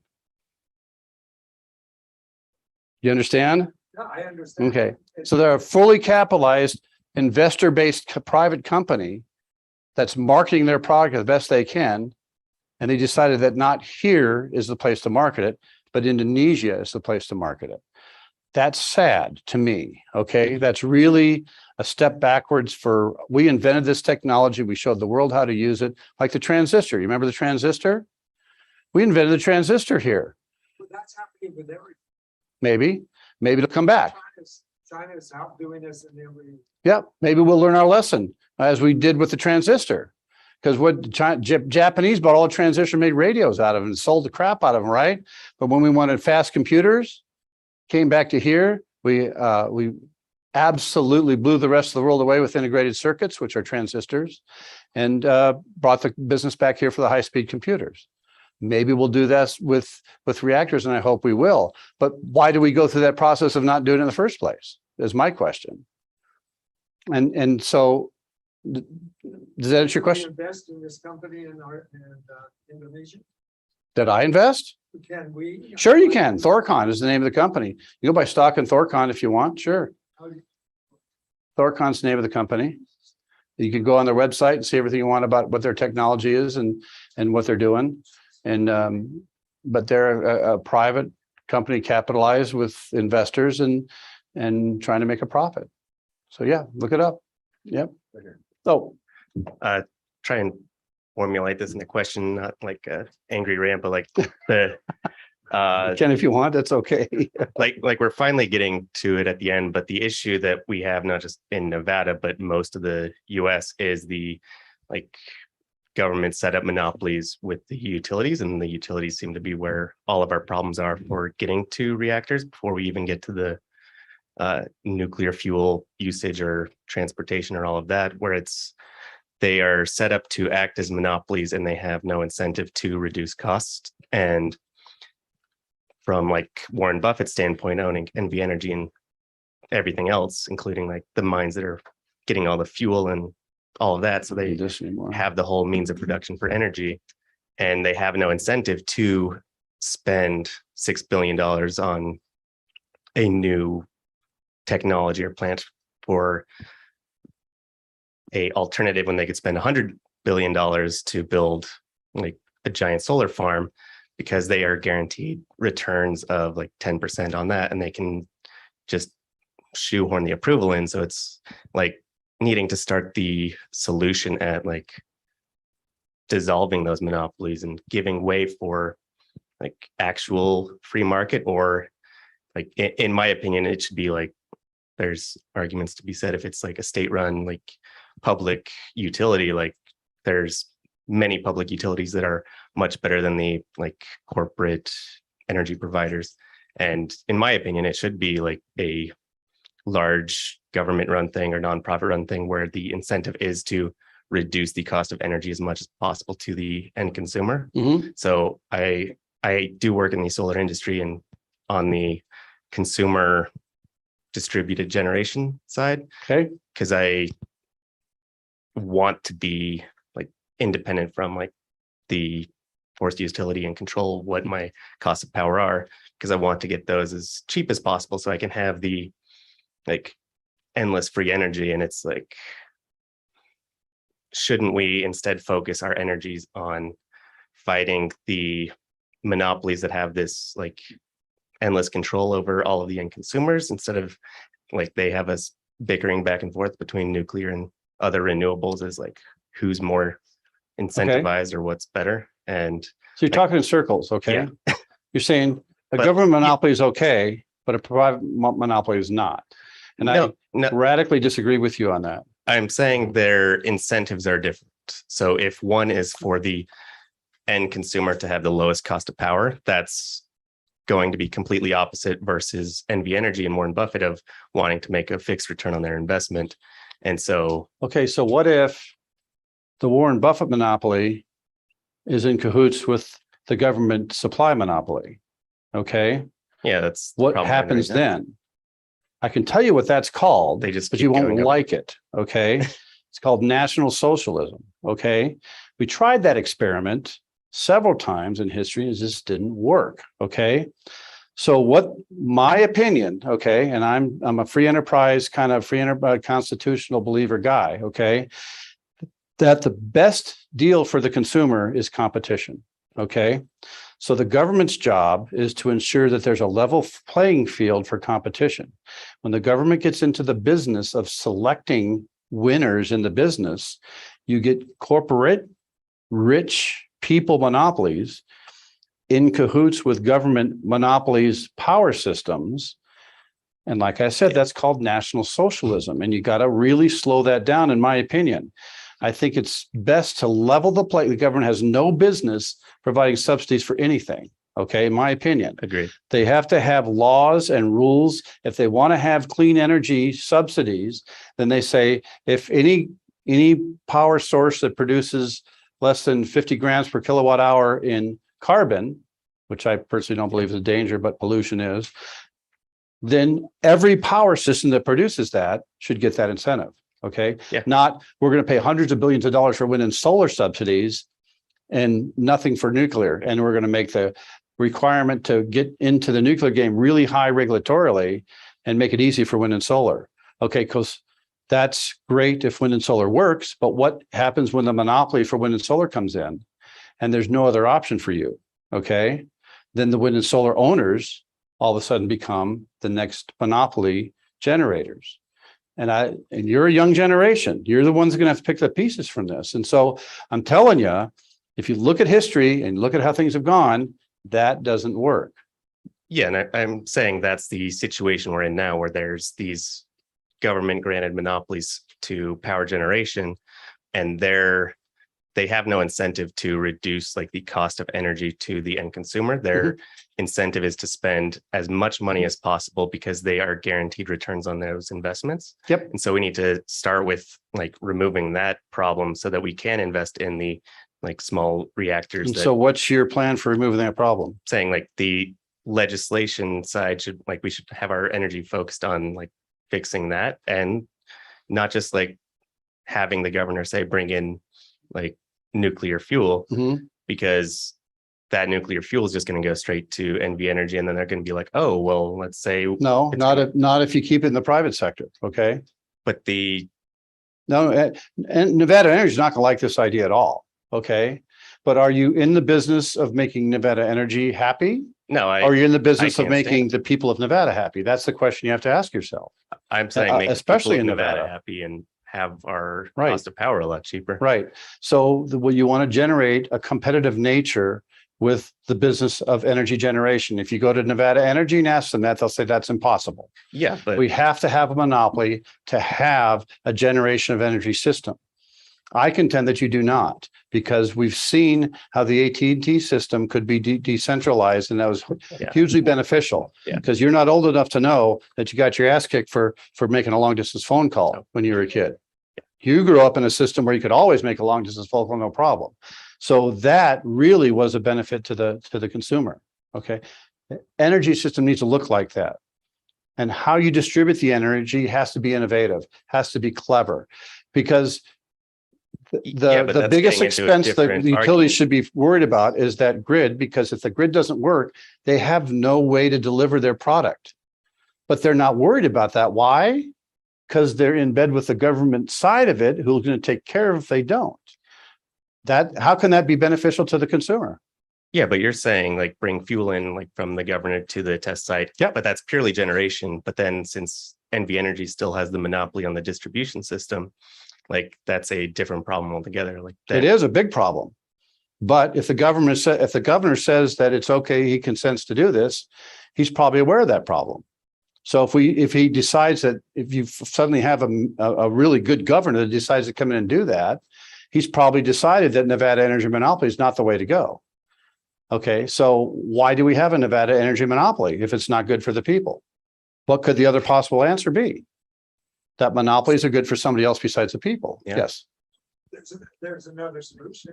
The PUC, Mhm. besides the rates of Mhm. the electric company. Mhm. And so if they were able to get electricity much cheaper from this system Mhm. than from the solar, they would be required to do that. You think so? Would be required to do that. But don't you think the PUC is sort of a government entity? It is, right, but. Don't you think they're a little possible to be corrupted on the side of the government entity to favor a business or another? No? I may be off on this. I'm sorry, but I've lived 68 years almost, and I haven't seen any system where it's not like that. Well, if you look at the electric rates and compare them with the water rates, water rates have gone up much faster than our electric rates. We're virtually at what, 13 cents, 12 cents. Well, maybe we should compete water then. What? Maybe we should compete the water market. You have water, you have lots and lots of different water companies who have clever ways to get water. Maybe they'll use reactors to get desalination plants, sell water at half price. And then you buy it from them. You don't buy it from the 13-cent people. Yeah. That's how innovation works. Government doesn't do innovation. Private business in competition does innovation. So I think we're going to move Yes. on to the next question. Okay. So, hold on. He's got the microphone. I'll get back to you in a minute. Okay, go ahead. I'll hand it to you here in just a second. Steve, really quick, what are our next steps to move this thing forward? If you want to do this, and this is my opinion, I'm not an entrepreneur. Okay. So this is a strange kind of I'm not in business to make a whole bunch of money kind of approach. But my thought is that we need a program office to socialize this somehow to a governor. Okay. And get to a governor something I can't do. So I'll need somebody with some stroke to present this to the governor. But I can tell you that everybody I present this to loves the idea of recycling spent fuel instead of buried in a mountain, and it might leak for years and all that stuff. Okay, that's really attractive to almost all the public. All right. So if I could attract a governor, and I'm not saying a Nevada governor is the one, I'd be glad to brief him on this. And we were going to brief the Nevada Projects Office on this before COVID came and they closed everything down. So now the Halstead's gone and Richard Bryan's gone, and they got a whole new office, and I don't know how to get an audience with those people. But if I had some rich entrepreneur wanting to try to purvey this business, I'll bet I could get to the governor because they listen to money. So that's my idea, is to get somebody who is attracted to this business plan that I can work with to to move it along forward. So I need about a $10 million 2-year program office, and I will not do a government program office. It will have to be a privately funded office, or I'll go somewhere else and do it. Huh? Yeah. So I mean, because I've had hard experience in the other direction. So this is what I'm trying to generate. Okay, all right. So this is what I'm trying to generate the idea of. Okay. So if I got a guy that said, you know what? Really like the idea. I like what you're doing. So here, we're going to start your program office. What do? I say you go out and talk to the American Nuclear Society, Professional Society. You talk to the environmental groups because they love nuclear. They just don't understand it. Nobody's talking to them. You go out and talk to the energy groups, the American Petroleum Industry, the fossil fuels, and tell them nuclear is not your competition. Nuclear is the follow-on energy. So you're not a fossil fuel company, you're an energy company. So maybe you ought to consider embracing this as a future generation of energy over the 2 generations that you're going to transition this, because you're not going to shut down coal and oil and natural gas fired power plants, just not. And so then you get the group of people to start to liking this and whispering it around, spreading it around. And then kind of the governor has to hear this if he starts getting the jazz of. That's the only way I know how to do it. But I don't want to be the one that starts the company and do all that. I want somebody else to have the money. But if for $10 million investment, you can see $100 billion revenue, it's a lot better than $100 billion revenue chasing a $50 billion, $100 billion investment chasing a $50 billion revenue. That's, to me, is much better. So, like I said, I told you up front, I'm a constitutional believer and I'm a free enterprise guy. And I understand the value of having government do stuff, but I also worked for the government. Okay. So it's a nice idea, but it doesn't work. And when I was in the Army, they told me if it's a good idea, but it doesn't work, it's not a good idea. And so I believe that. So the point is, I'd love to talk to you about this, how it could work, but you're presupposing that people in the government have this benevolent issue to make everything work for people. And I haven't seen that lately. So the way you can for sure trust it is have a levelized playing field for free enterprise and let everybody compete for the business. Because if these people over here have a crappy idea, nuclear is too expensive. Nuclear is too expensive, nobody's going to buy it. So wind and solar is the way to go, and they can make it inexpensive and market it to people. That's the way people will go. Okay. But environmentalists are fighting this all over the country. They want to cut 4,000 acres of trees in Virginia to put solar panels up. People went through the roof. Okay. And blatantly, outlandishly, total use of land. I think it's 10 acres for a kilowatt, or 10 acres for a megawatt of solar power. So pencil that out with reactors, land for land on how much power they can generate. And you get numbers 100, 150, 160 times the land requirement. And so, again, my interest in this is to make things better for people. And I know that if you can have unlimited energy, very, very cheap for people, they can indeed be free. Okay. The people in Africa can be free. The people in all over the world that are poverty stricken can be free because they can have all the tools everybody else has because it's almost free to have electricity. Well, they don't have that now. And there's a lot of people who want to make a lot of money because you guys want electric energy. Okay. I get it. It's nice to have a lot of money.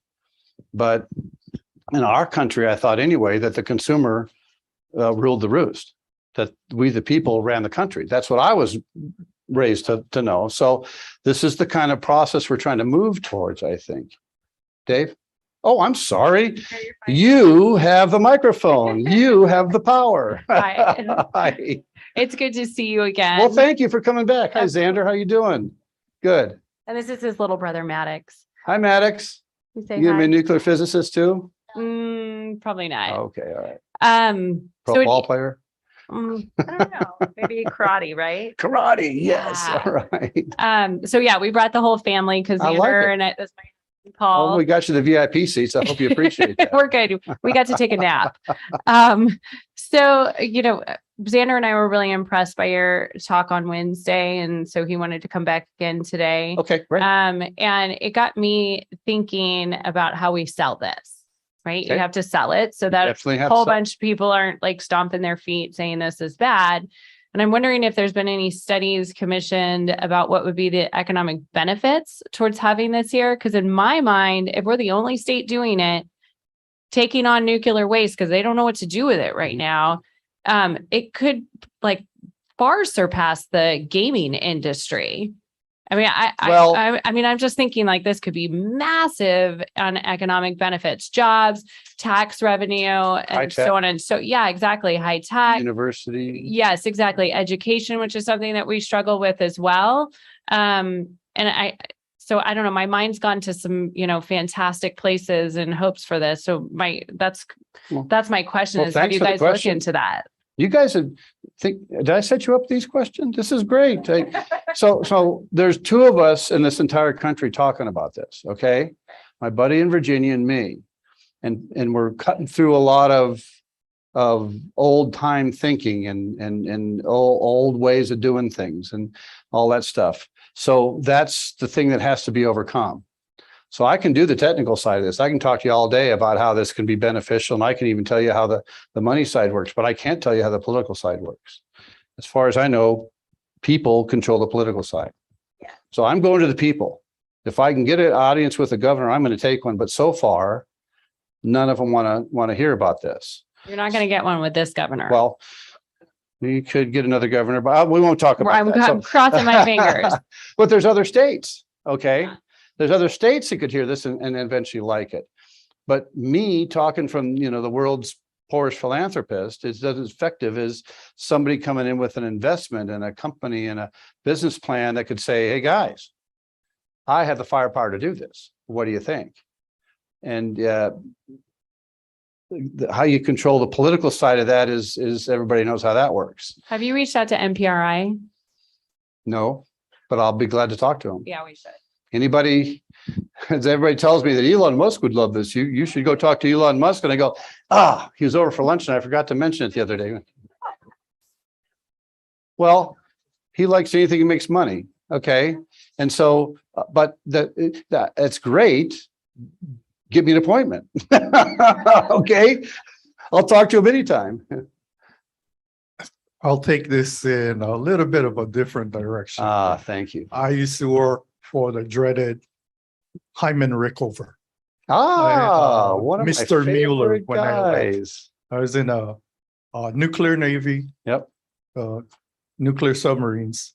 And we remove fuel when we refuel our ships or defuel them. Put them in our M130 containers or M160s. Just 1 second. Yeah. Sandra, could you give me a water, please? Thank you. Go ahead. Put it on a ship. And the joke was they're going to send it up to the place I live now in Nevada. Thank you. So, we thought that was pretty funny back then. I don't Okay. think it's funny anymore. But it intrigues me when I read the email that your intentions or the intentions of this is to reuse spent fuel because we just shipped them out. We didn't really care about where they were going. Tell everybody what the difference between the Navy nuclear fuel and the commercial reactor fuel is. I've never seen the private plants, but I know what the Navy one looks like. What fuel? What's the fuel composition for Navy fuel? I just told you what the commercial was. Yeah. 4% enriched. Okay. What's the Navy fuel? It was uranium-235. And I, if I remember correctly, there were beryllium. Yep. And It's 95% cladded. enriched. Okay. And they were That's- cladded. That's a real easy reactor to make it work. Yeah. But what's the downside of having highly enriched uranium in a reactor? When it starts up, when it's time to remove that, all the work that you got to do, Yeah. people in suits. What they're worried about containers. is somebody stealing that material and making a bomb. Oh, yeah. Okay, it's highly enriched uranium can make a bomb. Yeah. So they're not going to let commercial reactors have highly enriched uranium. Okay. But the highly enriched uranium reactors, how long do they run in the submarine? Well, we had talked 30 about years. 20 years. or They so. ran 30 years. How long does a submarine last? 30 years. So you have a machine that does never, ever need to be refueled. Right. That's 100% quiet in its operation. Okay. And So that's- you were right about it can stay under Mhm. really long. I mean, it doesn't need anything.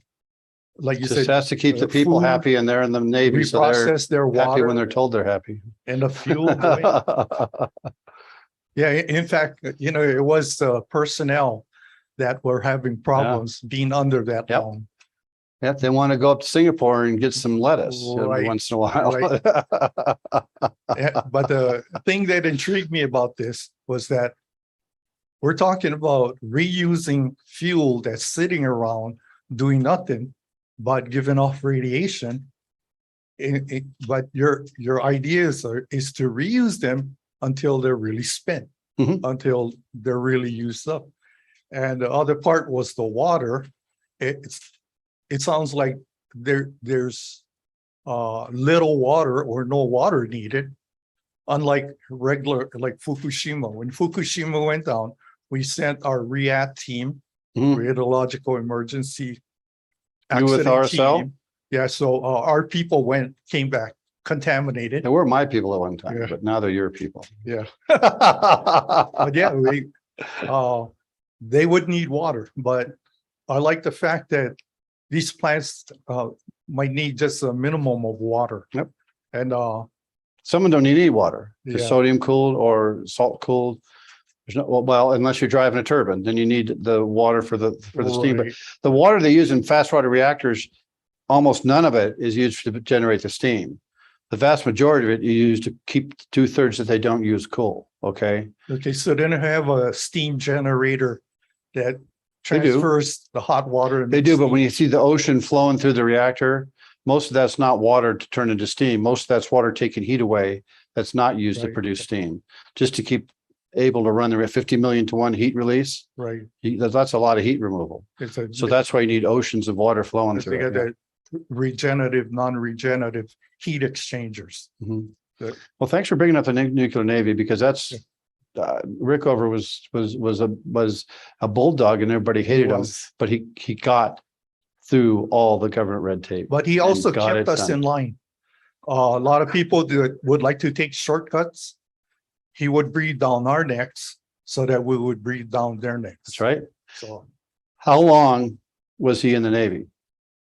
he was gone, I think, by the time, but the stories were still around. I went in and They had to negotiate with him to get to retire. As at least 45 years. He hung around the offices of DOE and they finally had to assign somebody to go figure out how to get him to retire. His ghost is still around at Pearl Harbor I know. and all the nuclear. He's my hero. I'll tell you, he's a real hero to me, but I don't think I could work for him. Yeah. But thanks for that. That's a good perspective. And those spent fuel from the Navy reactors over this 6 decades are sitting in Idaho in a pit, and they're still highly enriched uranium. There's 39 tons of plutonium sitting at Pantex, weapons grade plutonium that they dearly like to get rid of, but they can't just flush it down the toilet. A reactor would burn that all off. And so there's lots of reasons to do this technically, but for some reason they're not. And so that's what I have to get you guys to help me figure. He's got the microphone. I'll get to you next. Okay. Yeah, I'm sorry, Steve. I'm going to try and answer a question that has come to you Okay. from this gentleman, from Tom, Okay. about this process. When you need to start it, and I can say this, in the right political climate, not just in the right state political climate, but the federal political climate. Mhm. I lived through this in Illinois. I served on an impact statement committee for a nuclear power plant in Clinton, Illinois. You might be familiar with Yep. that. They took the design from Dresden nuclear power plant, which had been operating outside of Chicago for years. They were building 2 750 megawatt. Okay, before you go any farther, tell them who has the most nuclear power commercial reactors in the country, which state? Probably Illinois. Illinois. Okay, go ahead. I'm sorry. I've been out here for years, so I'm not sure anymore. But I watched this nuclear power plant being built. 2 750 megawatt units at a cost of $650 million. the political climate changed in 1976. We went from 2 units to 1. We went from a cost of $650 million to $1.3 billion. And the Nuclear Regulatory Commission sent us guideline changes at a rate of 10 changes per day. Our environmental impact statement committee had to review all these and say yes or no to the Illinois General Assembly, to Illinois Power, who was building this. And to give you an idea, less than 1% of these changes had anything to do with safety. Safety was not the concern of these people. The fact that they could build it a little bit differently or this or that is the only thing they worried about. And it was money in their pockets. From 650 million to 1.3 billion, and less than half of what they were going to build. So why are there overruns? Yeah. I know, it's hard to figure out. Yeah. Political climate is Well, here's my idea. Here's my answer to political climate. And I've thought about this long and hard. Everybody that's working this is trying to work it through the federal government. My experience is the federal government is lame on this and not the place to go. But imagine if they've had a problem for 40 years, they spent $15 billion for, and they can't solve it even now. Okay. What if a governor comes to them and says, I can solve your problem. This is how we're going to solve your problem. I will agree to consent to accept your used nuclear fuel so that you have this solution now that you've spent they've spent a lot more than that, but at least $15 billion in 40 years on. They can't say no. The political climate would be that they can't say no. Now, if they say, when they say yes, okay, it changes the entire face of the nuclear business in the entire country overnight. Because what's Nevada know that nobody else knows? What's North Dakota know that nobody else knows? What the heck is going on, right? And where can I get in on this? Where can I get my 40 billion, right? So those are the things that generate through their minds. And so all of a sudden now, Alaska Pipeline is a perfect example. Okay. Oh no, we're not going to Alaska Pipeline up here. Nothing doing, man. This is environmentally sound and safe and everything. I can give you guys $1,000 a year. Oh, well, if you put it up high and paint it white and, maybe that's a elk run underneath it, everything, maybe it's okay. That's just human nature. That's the way they are. They don't know this is worth 100 trillion. You guys are the only ones who know it's worth 100 trillion. Okay. But if a governor could be convinced, he could easily convince the feds because everything would change if one governor would say that. But they're not. Texas, 328 to like 15 to not allow an interim repository in their state until they find a finer solution. New Mexico, legal stops, everything. You're not going to do it. And yet they spend billions on the design. Companies are making billions of dollars designing this damn thing. And they're not, and Texas and Mexico, no, not only no, but so they spent more money on a thing that the states say no. And yet they go, well, we got to find a way to get states to consent. So let's talk about this. Let's have a commission. Let's have some more meetings and talk about it. I worked for the DOE. There's no incentive to have a solution, an innovative solution. Okay. That's the problem. So if we get it back in the hands of the private enterprise, like it was before 1976, when they were solving the problem, okay, get it back in the hands of the private industry, I think it would move very quickly and be solved. But I mean, there's a huge profit incentive to this one now. So that was my approach. I'm not even talking to the feds because I don't think it's worth we did talk to the Assistant Secretary of Nuclear Energy, Rita Barronwall, when she was there. We went and briefed her, and she said, "So what's your ask?" I said, "I'm not having an ask. I just want to let you know what we're busy doing. Maybe you could help us." So in her mind, everybody comes to her and asks her for something. I want $1 billion. I want $100 million. Now we come and say, "We don't have an ask. We just let you know. We want to know if you could, help out moving us down the road." Well, thanks. Go away, kid. You bother me. And so we walked out of the room. And they said, "Maybe we should have had an ask." Yeah, 10 million. So unfortunately, that's going to be the last question that we have No. during the event, but Mr. Curtis will be available to talk to you after. I just wanted to go up and thank you. Joe, Mr. thank you Curtis, very again. much for letting me do this, man. I'll tell you. Absolutely, my pleasure. Yeah. Thank you. We'll be proceeding. it, Always I'm a sure. pleasure to have you here at the museum. So, Thank you. and thank you everyone for taking time out of your afternoon to join us. And like I said, Mr. Curtis will be available afterwards for a little meet and greet. So I'd be happy to answer your questions. But again, You Mr. can have Curtis, this always back. a pleasure. Thank you all so much for coming today. Here, I'm gonna take that off. Yeah. All right, awesome. I want this back. Perfect. Thanks, Joe. Yeah, absolutely. Yeah, I figured this way, like.